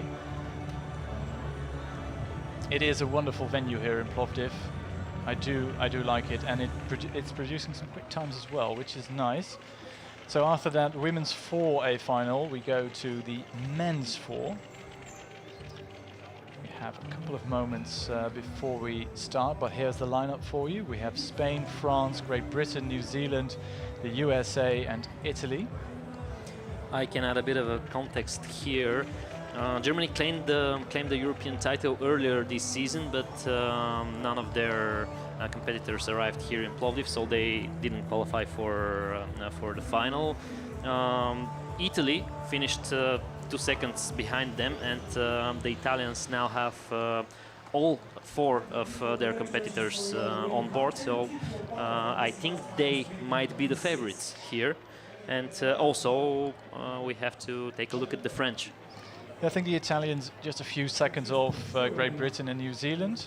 As we have a look at the crew from Spain, with Manuel Cruz Alancantara in the stroke seat. Here's the crew from Great Britain with Guy Parson in the stroke seat closest to us. Quick hydration there by Edward Ludgate in the 3 seat. Here are the Kiwis. Charles Field in the stroke seat, King's College Rowing Club athlete, together with Alex Walters, George Langley and Matthew Harris. This is the crew from America with John Piersma in the 2 seat, together with Vishank Nalla, Elliot Davis and Noah Stevens Arismendes. The Americans are coming here with ambition, finishing 4th at the 2025 World Championship. Yeah, and only John Piersma, returning athlete from that 4th place in Trakai. You're right. The Italians closest to us, as you mentioned, the European silver medalists from Brandenburg. Curious to see how they are going to tackle the race here, because they are on the outside lane, so they may produce something special here. This is the crew from France. Balthazar Mesgouri Auguste there in the stroke seat. I love the complete focus at these last few moments before the start. Last adjustments. Spain, Here's the roll call. France, Great Britain, New Zealand, the USA. This is predicted to be one of the most close sweeps.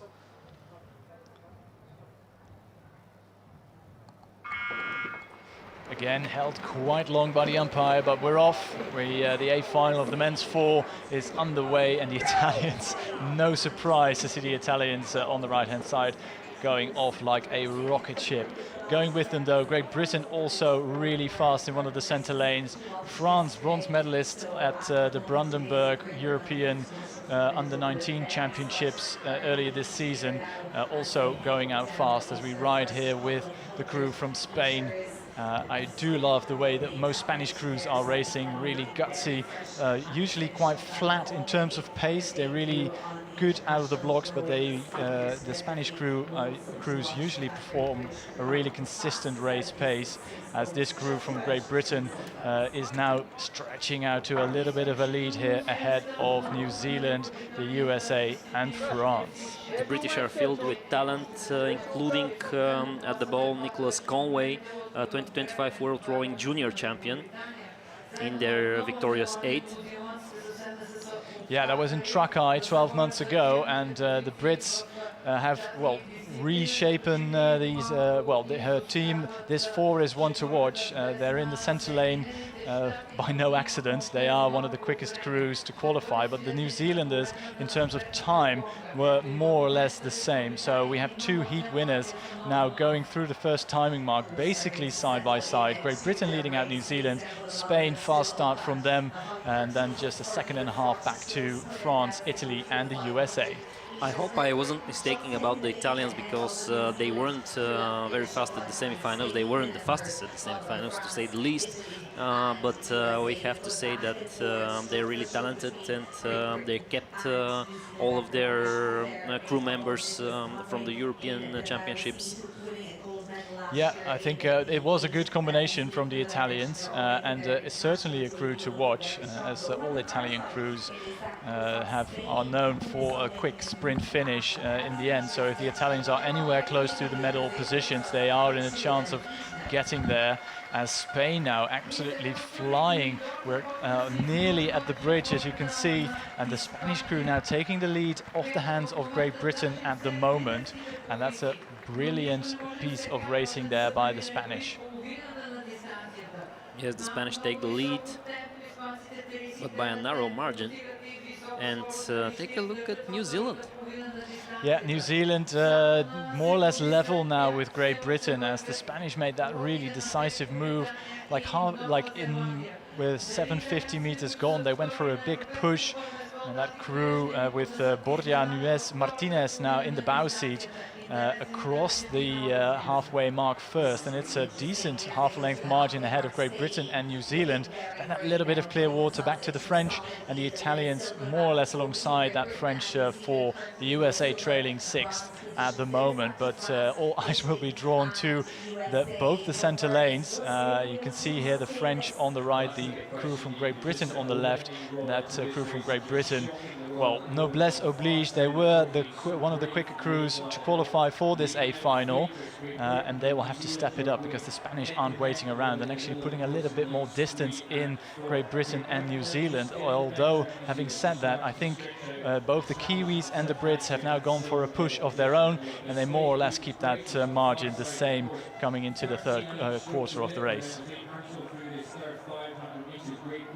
Yeah, and the last quarter of the race is close, and as it seems, the Spanish are trying to increase their lead. The British are on second place for now, and with a bronze time at the moment, New Zealand. Yeah, and I do.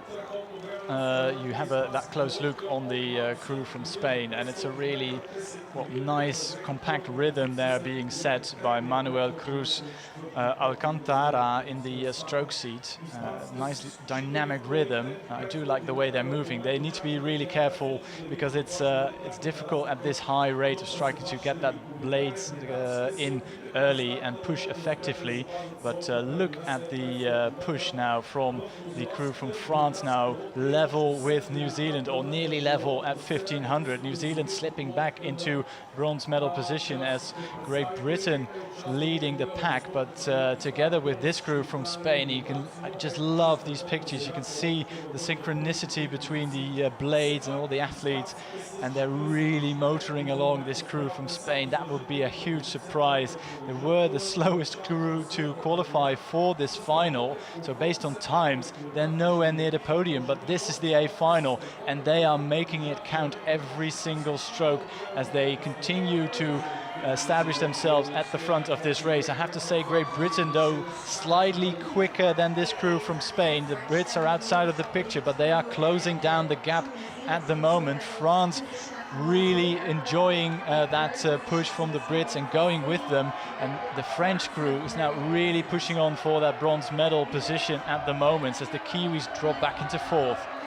I believe the Kiwis haven't got gas in the tank left because the French, the British and the Spanish are upping up their tempo, and the fight will be fierce because Great Britain is trying to take the lead in the final meters, but of course Spain has almost a bolt length. Yeah, Spain will cling on, and that will be a famous victory for the Spanish, and indeed they are world champions. What a performance. Great Britain nearly caught by the French, but the French delighted with the bronze medal, so that's a silver for Great Britain. What an amazing race by the crew from Spain, really taking it by the scruff of the neck early, and that's an amazing performance. We have to say deserved bronze medal for the French as well. They timed their sprint very well and managed to get on the podium with the bronze medal. So Spain with gold, Great Britain with silver, and France with the bronze medals. And what an amazing performance by this crew from Spain. You can see the three men, Juan Jesus Ortega Fernandez, not really believing it for a moment. He was almost incredulous. Have we won the gold medal? Yes, Spain, you are world champions in the men's four. So congratulations to Spain. And here we see a repeat of that start. That really measured start by the Spanish. Here are the French. And the French also made sure they were in the mix for the medals early on. And you can see here that this was a crucial moment for the Spanish. Great Britain not really able to respond at 1,000, and they were clawing back some of the lead from the Spanish in the last 500, but the margin was just too big, and they perhaps left it too late, although I have to say I did not think at the moment when we saw it coming down to us here at the finish that the Brits had like that top speed to overhaul the Spanish, and it was a length at 1,500, and they were able to close it down to about half a length. But this crew from Spain, absolutely brilliant stuff. As we go from that A final, we jump straight into the medal ceremony for the women's four. Marketing Director, Plovdiv Organising Committee, Christina. So Romania won gold here, with Great Britain winning the silver medals, and third place for Australia. First come the Australians, of course, getting their medals. Anne-Marie Phelps giving the medals to the Aussies. An amazing performance by the green and gold. I not fancy them for a medal at the start based on their semi-final results. I would have expected one of the crews from the other semi-final to come in there and try and medal, but here the crew from Great Britain, Isis Turnham, Ottilie Campbell-Reid, Henriette Smith and Anna Trapmore in the stroke seat getting their silvers. So that's a repeat performance from last year for Great Britain. Romania. And here are the new world champions from Romania. Yes, Ana Maria Bordanc, Alexandra Daria Crățiun, Ana Andreea Pulidiuț, and Denisa Mihaela Vasilica.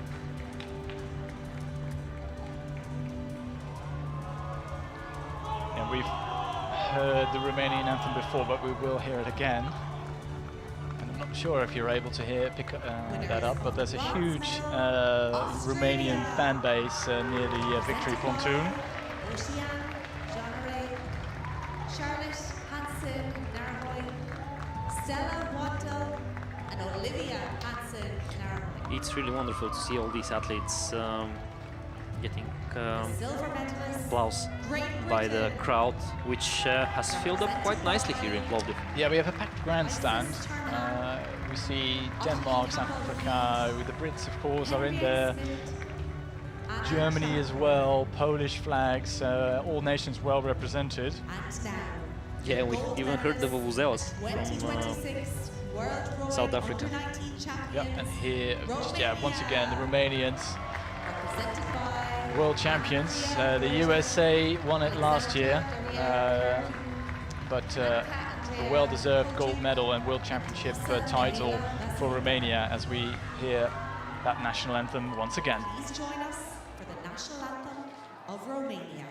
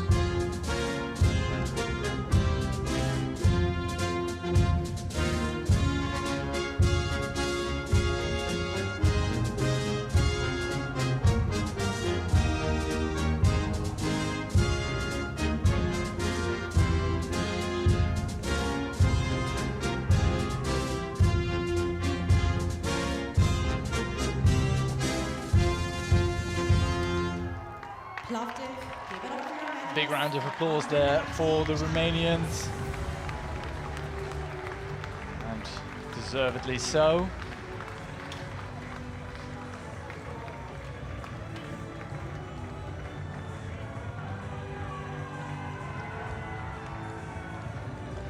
So once again, pictures are being taken at the Victory Pontoon, and we have just 2 A finals left this morning. We go from the men's 4 straight to the women's quadruple sculls. Just under 3 minutes to go to the start.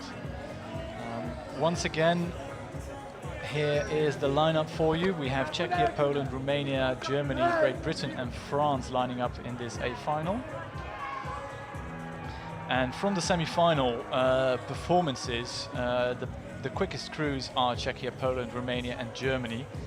They were all in the low 6:40s in their semi-finals, whereas Great Britain and France evenly matched at 6:47. As they are closing into the start in a few moments. We are ahead, and we think that we are a team, we are a strong team, and we know. Here we are. This is the crew from Czechia, European silver medalists. All 4 of them. All 4 of them this season, and 2 returning silver medalists from last year in Trakai in this crew. It will be interesting to see how this new combination gels in this final at the world stage. Here's the crew from Poland. Gold last year. Yeah, we have to say that both the Czechs, Poland, both and Romania kept all 4 of their athletes. Of course, the Polacks won the gold in the European Championships. The Czechs won silver, and the bronze medals went to Romania. Yeah, and that crew from Germany having a little bit of a shuffle, combining athletes from the women's double and the quad, which we saw race in Brandenburg. Yeah, we have 2 vets here as well. Elena Schweinstall and Greta Mort were competing in 2025. Yeah, and talk about veterans here in this crew from France at the bow seat and the 3 seat. We have Helos Gentin and Camille Ivenek Zero, who raced the women's double back in Brandenburg. 5th was their result. So this is a new lineup for France, and we'll have to wait and see under starters orders now.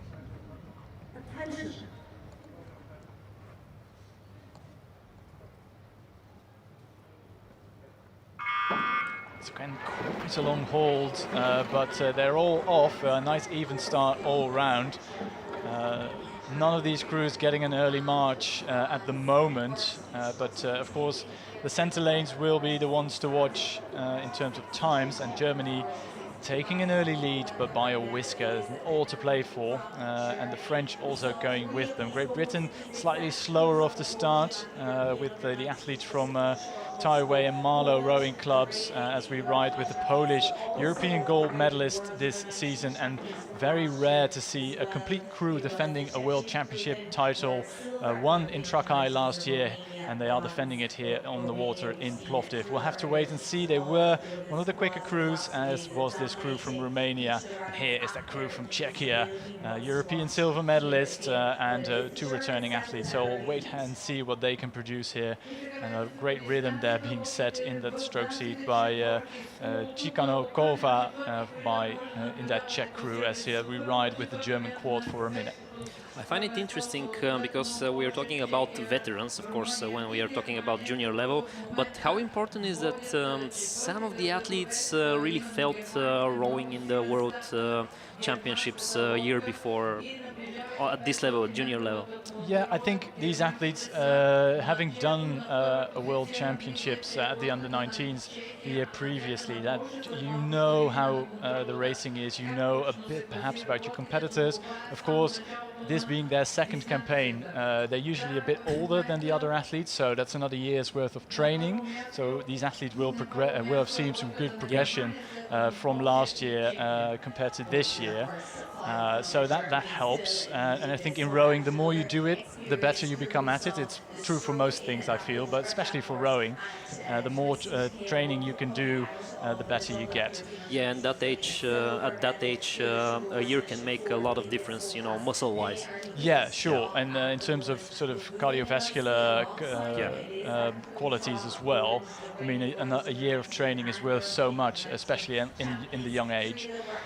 We're coming into the second 500, and the Germans had the early lead. They eked out a little bit of a margin in the first 500, and they have established themselves quite well here.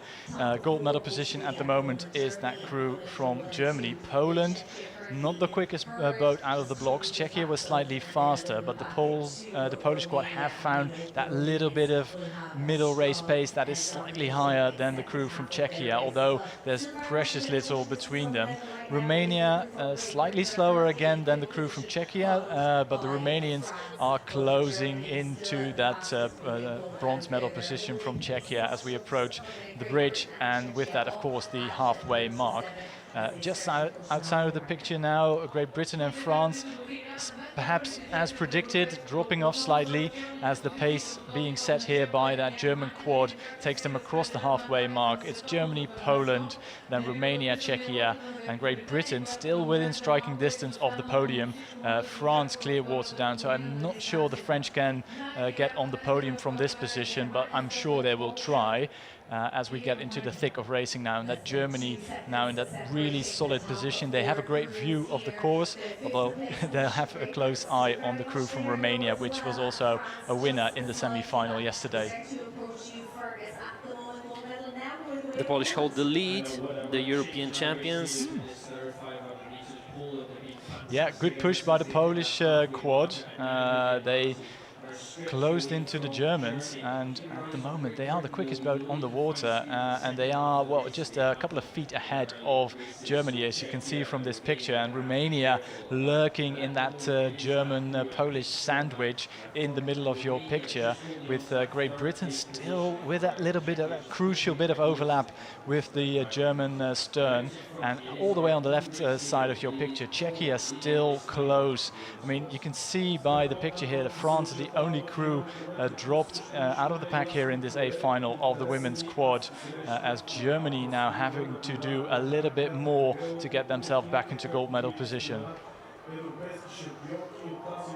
So the Polish still holding the lead, followed by the Germans.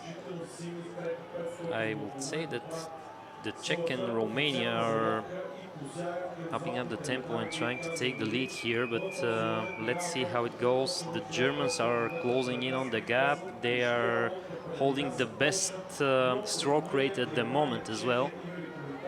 Yeah, that's a good position, 1,500 meters down, and this crew from Czechia now moving back into bronze medal position. But about 0.3 of a second ahead of Romania, and that's not comfortable by any stretch of the imagination. 350 meters still left to go. Czechia in the danger zone, Romania pushing on, but this is the crew to watch. Poland in gold medal position with 250 meters to go. They do look brilliant out on the water. Great rhythm there being set by Susanna Zaya in the stroke seat. You can see how much length they are getting and how nicely those blades disappear under the water at the front end of the stroke. And the Germans now fading that little bit. Romania getting back into this. It's really close for silver and the bronze and fourth, but Poland continue to stretch out. I believe the Germans went with the sprint a bit too early, and now they're trying to get on third place, but they're falling behind. They have the slowest tempo at the moment from the leading pack. Yeah, Germany is definitely struggling, and that allows Romania to move into bronze medal position. The Polish, though, absolutely brilliant here with 5 strokes to go. Still half a length margin on Czechia, and that looks like a successful campaign for Poland. Once again, across the line they go. Double world champions in the under-19 women's quad for Poland, and sheer delight for the Polish crew. Czechia take the silver medal ahead of Romania, and it was too close to call from where we are standing between Great Britain and Germany, who got 4th and 5th. We do know France was 6th overall, and as we wait for official confirmation, but the podium quite clear. Germany actually out-sprinting the crew from Great Britain for 4th overall. Great Britain 5th. I believe the Germans here tried to attack the lead way too early, and they finished up on their strength on the final quarter of the distance, the final 500 meters. Yeah, I think you're right. They put in too much too early, but that's always easy to say from where we are standing. Of course. And I do applaud the effort by the Germans. I mean, they really went out with clear intent, leading that race right until 1,200 meters gone. Here's the crew from Czechia, I think, really concentrating on their own race on the outside lane, and that gave them that silver medal.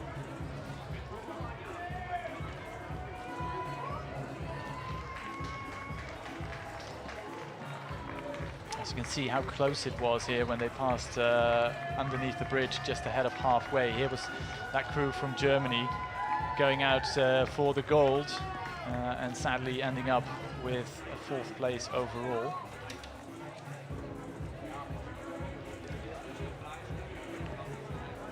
So we'll soon have the ceremony for the men's 4.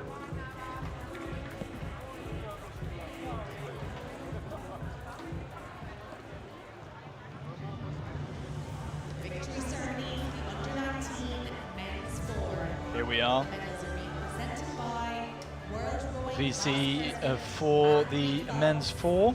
accompanied by marketing There was director an epic race here. We'll have a look at the French, as this was the finishing rhythm by the Polish quad just a few moments ago.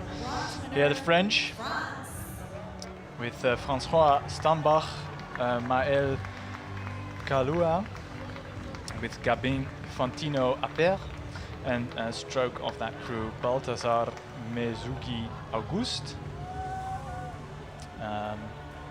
Here he is with the physio tape on his shoulders and neck. Silver medalists from Great Britain, Nicholas Conway, Sombor Hanksar, Edward Ludgate and Guy Parson.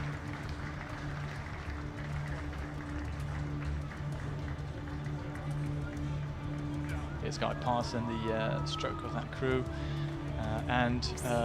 This is, I think, the surprise of the day. Spain, world champions in the under-19 men's 4. We have Borja Nuez Martinez, Robert Pivi-Strirescu, Juan Jesus Ortega Fernandez, and stroke of that crew, Manuel Cruz Alcantara. Under-19 world champions Nunes, Ortega, Alcantara and Privistrescu. Yeah, quick handshakes all around, and that Spanish crew actually came together quite recently, combining the men's four from Brandenburg with athletes from the men's quad. So this is a project that hasn't seen many races together, and they really produced a phenomenal result all round, by the way, also from this crew from Great Britain. But the Spanish crew to come from one of the outside lanes, 4 seconds off the best time in the semi-final, and then going on to win that's something special.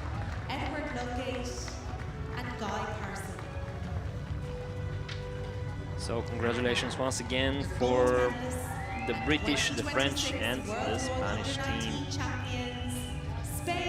Yeah, nobody expected the Spanish, but here they are, world champions. And deservedly so, we'll hear their anthem. Please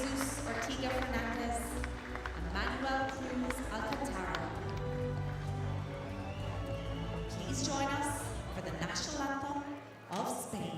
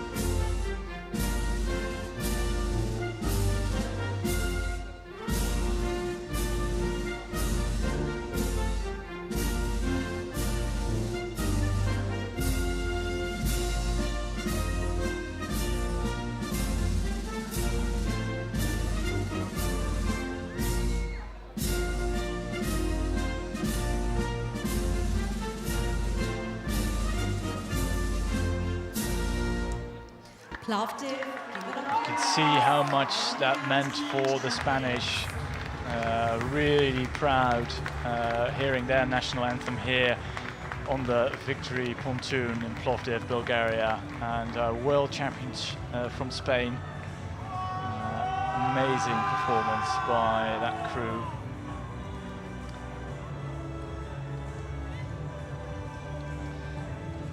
Next race on the course. We have just shy of 2 minutes before we have the last A final of today.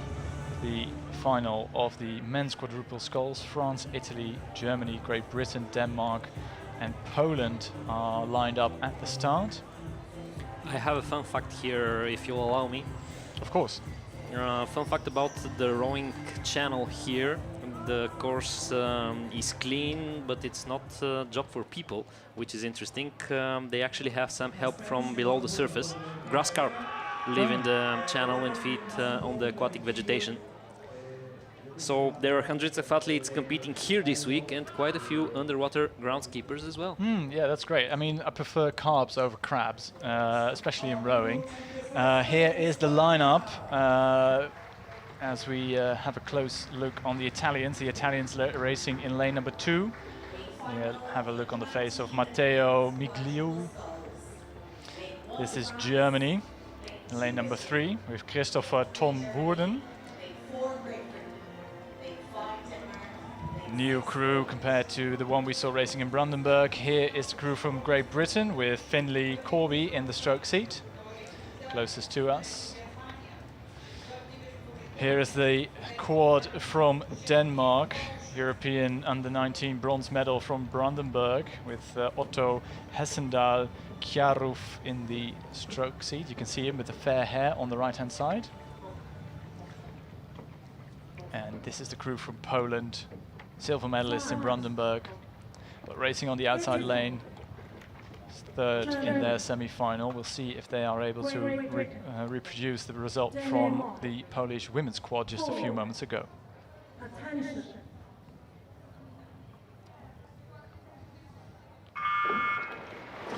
Yeah, Sorry.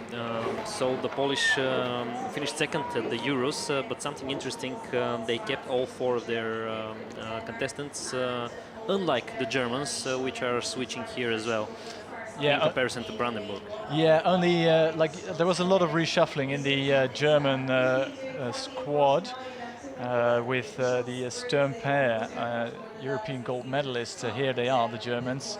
So Tom Worden and Anori Laurin Benz in the stroke seat and three seat, surviving here to these World Championship and racing here for Germany. This is the crew from France, high rate of striking from the French, but they are making it work. That stern is lovely flat, that means that boat is going, isn't slowed down too much on the recovery, so it's great to see them. Here are the Italians, again a high rating crew, but slightly down on the French beside them. Quickest crew at the moment is that Polish crew, the silver medalist from Brandenburg, having that early lead.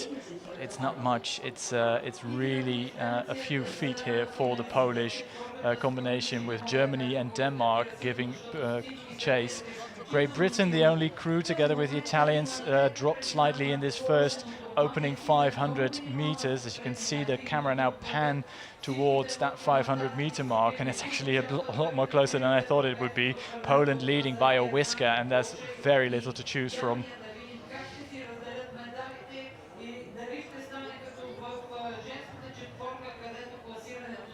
So Poland leading the way, followed by Germany and France. Really tight margins here, because Denmark is fourth, and yet only just above 0.7 of a second behind. Yeah, the Danish currently in fifth at the moment, not too far behind. That Danish combination, I mentioned Otto Hessendal Kjaruf in the stroke seat, and together with Oscar Oostergaard Nielsen in the three seat. They raced the quad last year, and they're joined by Christensen and Abenhus in the two seat and the bow seat.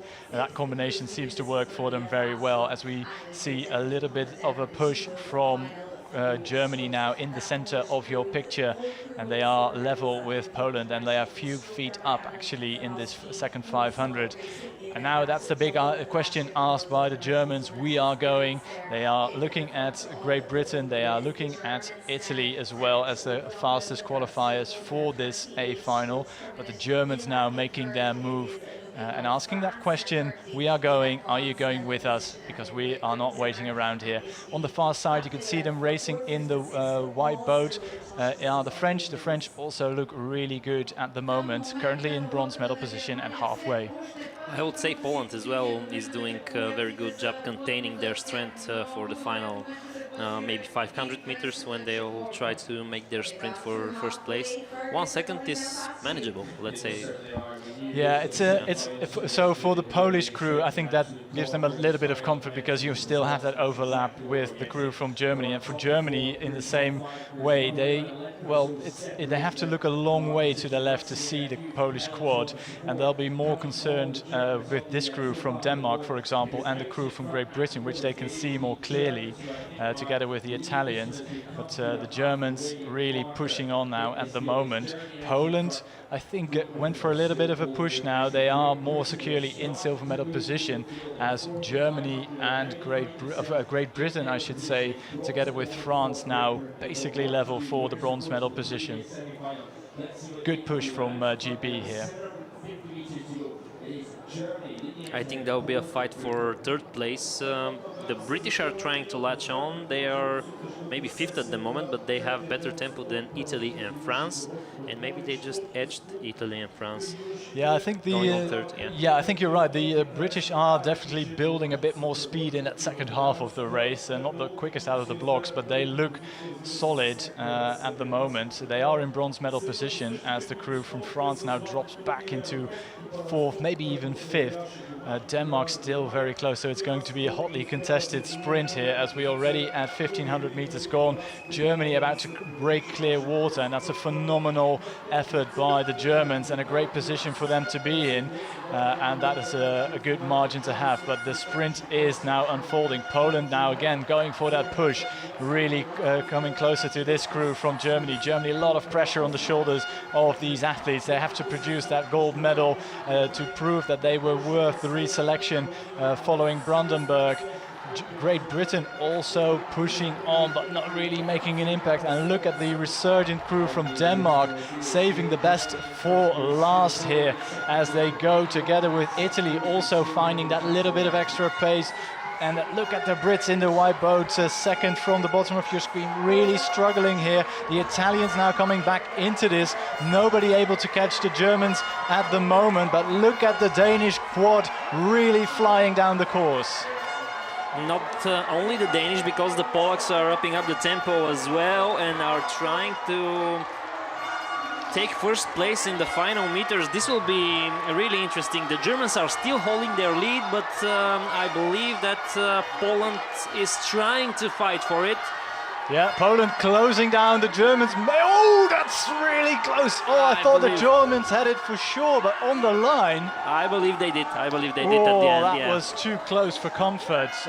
Poland, as you mentioned, really sprinting towards the line, and Germany have been given it, but look at the margin. Germany world champions in the men's quadruple sculls.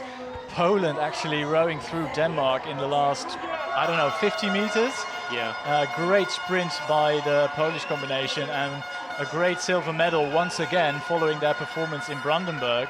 And this crew from Denmark, bronze medal in Brandenburg, and once again.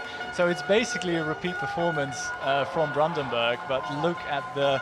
Well, the shuffling really works for the Germans, doesn't it? Yeah, but I was fearing for that German lead because they looked so comfortable out in front, and then for this crew from Poland to come so close, just 0.3 of a second. And I think if the course was just 30 meters longer, I feel that this crew from Poland would have overhauled the Germans for sure.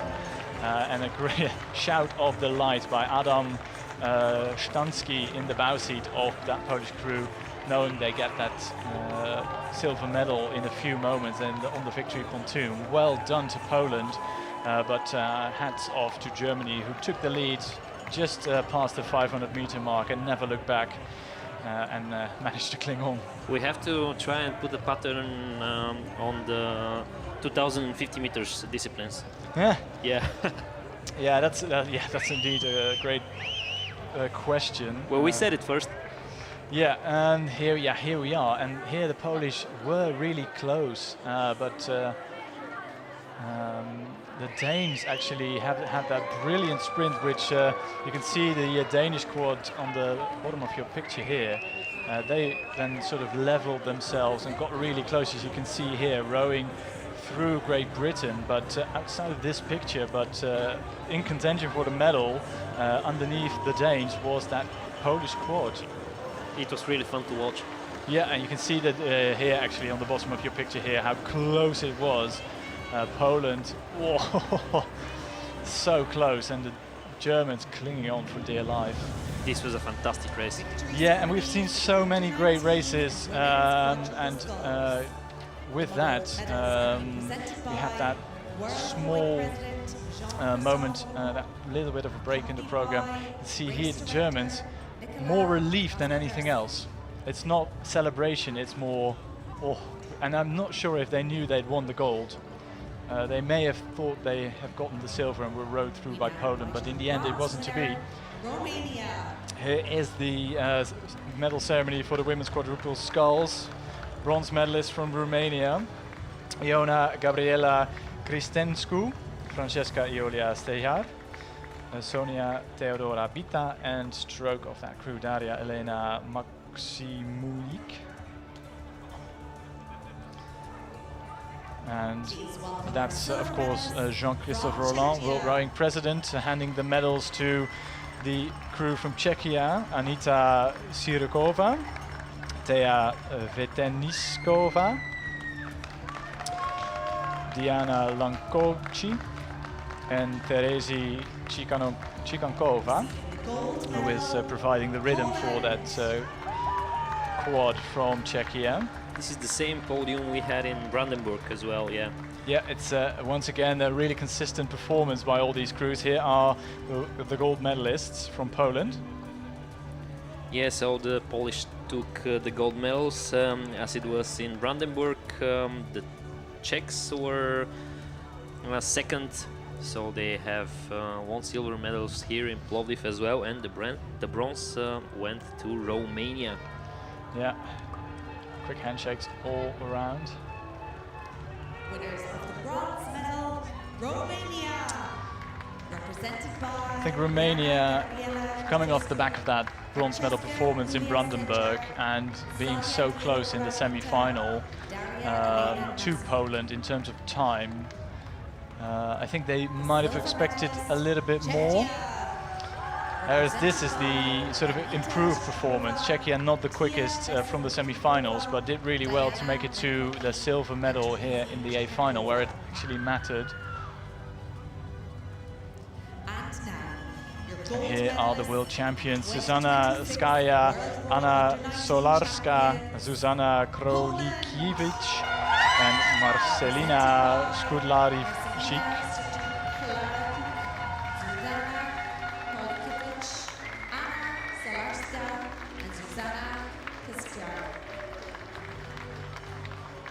Really happy. You can see how hyped Zuzana Siaka is, and here is, yeah, it's always a little bit of emotion and a few tears there for the Polish, I think, as we hear their national anthem.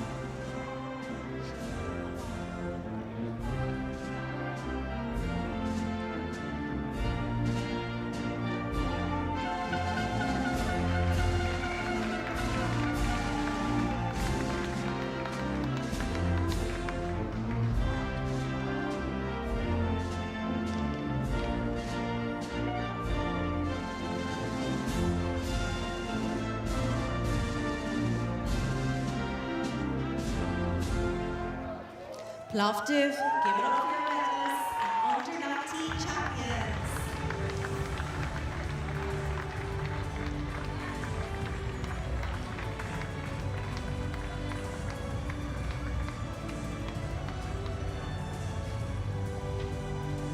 Straight from the boats to the podium, here come the men quadruple sculls for a ceremony. Yeah, it's outside of this picture while Poland, Czechia and Romania are having their pictures taken. There's that little bit of a moment outside of this camera angle where the men's quads are getting themselves to the pontoon, but it's wonderful to see. You can't see it from this picture, but I can tell you that there's hugs and celebration all around. The Polish celebrating together with the Danes and congratulating each other with a race well done, as they have that little bit of a break. All these athletes coming off the water, sometimes there's a bit of time to catch your breath, have a little drink of water before they are moved into the medal ceremony, and you can actually see that little moment between the Polish women's quad and the men's quad, that little bit of, well, we're on the podium together once again. The men's squad told the same story as the women's squad, didn't it? The Germans won the Europeans in Brandenburg. Yet again, they triumphed here in Plovdiv as well. And the Polacks went on to win silver. Yeah, it's a repeat performance, and despite a great effort from France and Italy and Great Britain to get on the podium, it was a repeat performance. And that perhaps is due to the fact that the quad is a difficult boat to produce, and some nations have a sort of consistent program with the quads where they deliver high performance, high performing crews to this. So we have the results for the A final. But yeah, it's difficult to get onto the podium. Perhaps it's slightly more competitive in this boat class, in the quads, to get on the podium.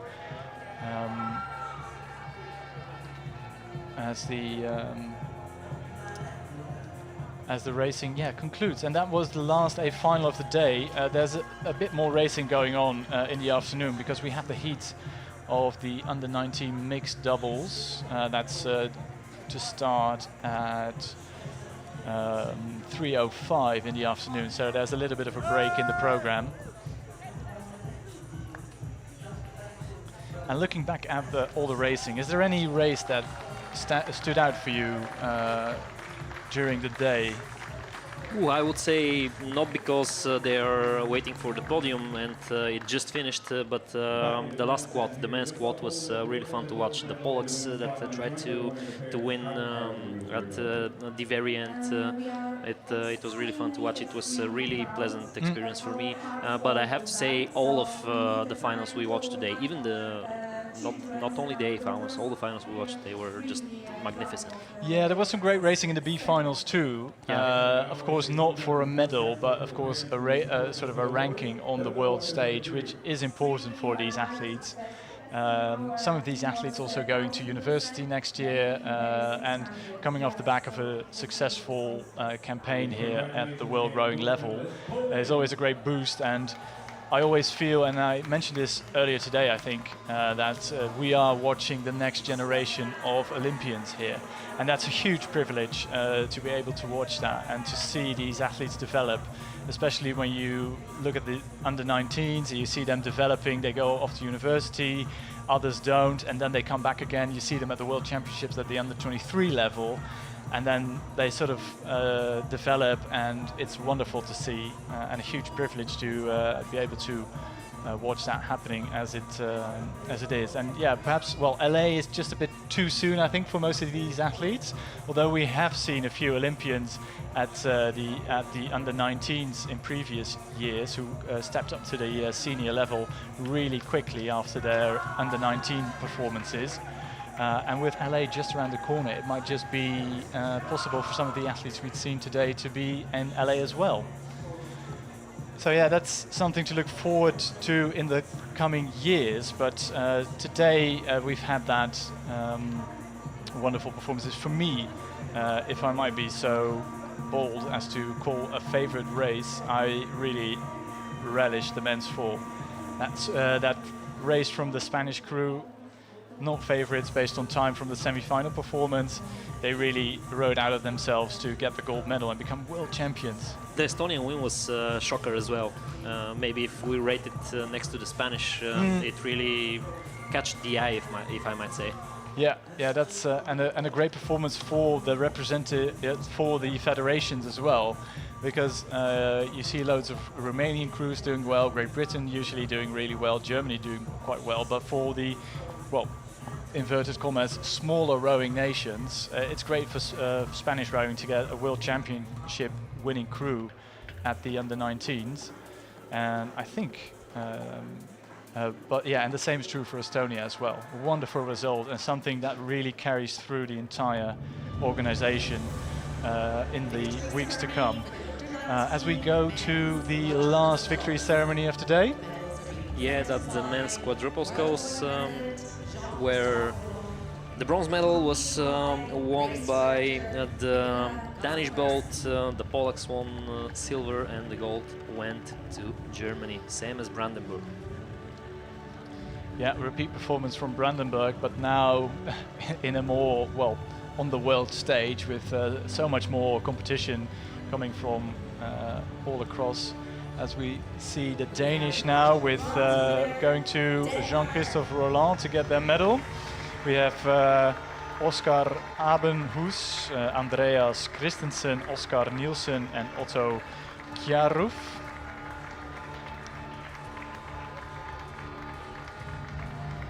Yeah, from the Polish team we have Adam Stansky, Tomasz Kroll, Karol Zimno and Alan Zapolowski, which won the silver medals.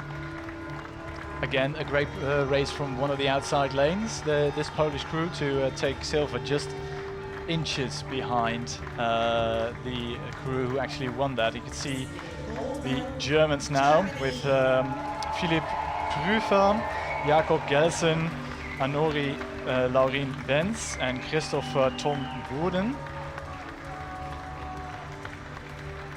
There is Christopher Tom Boden and yeah, that stern pair who also raced in Brandenburg, really showing their quality here in the A final at the World Rowing Championships.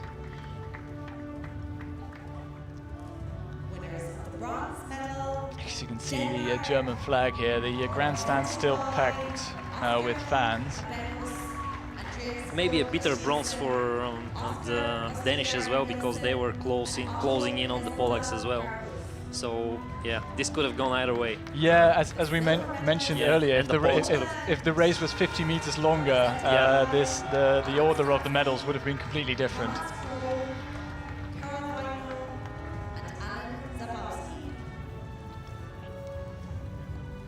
And now, your gold medalists and 2026 World Under-19 champions, Germany. Congratulations once again for the Germans, and we are going to hear the German national anthem.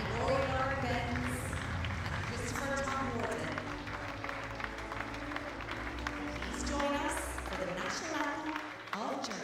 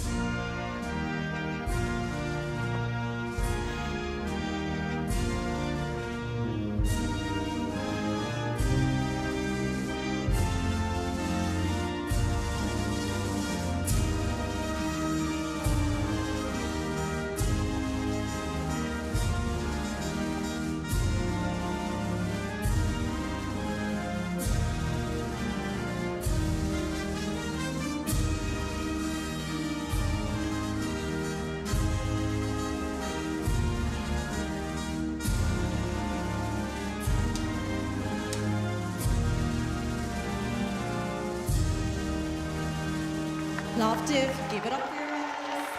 And with that, we conclude the A finals for today.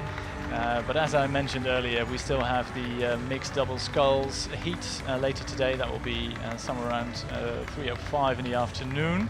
But let's have a quick look ahead to tomorrow, because tomorrow on Sunday we have another day of finals. We have the women's and men's single scull finals, the men's and women's 8, and of course the mixed 8 and double scull. So it's a tightly packed Sunday, beginning bright and early at 9:05 in the morning here, local time. And with that, so that's something to look forward to. But yeah, we've been treated to some amazing races today, some brilliant finishes, some sheer delight, some crews who rode well beyond themselves, and yeah, it's been an amazing day so far. So Milena, I'd like to thank you for a wonderful morning and the start of the afternoon, and I look forward to joining you again tomorrow. Tim, it was a pleasure for me as well, really. I look forward to tomorrow as well. All right. Thank you all. Thanks very much for tuning in, and we'll see you tomorrow.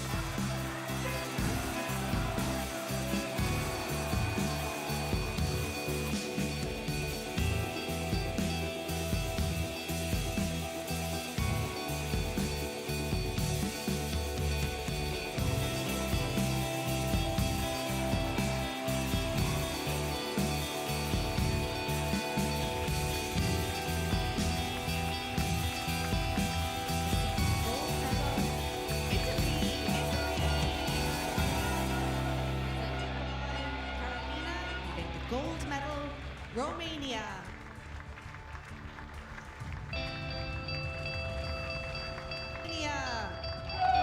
Represented by Radu Ace.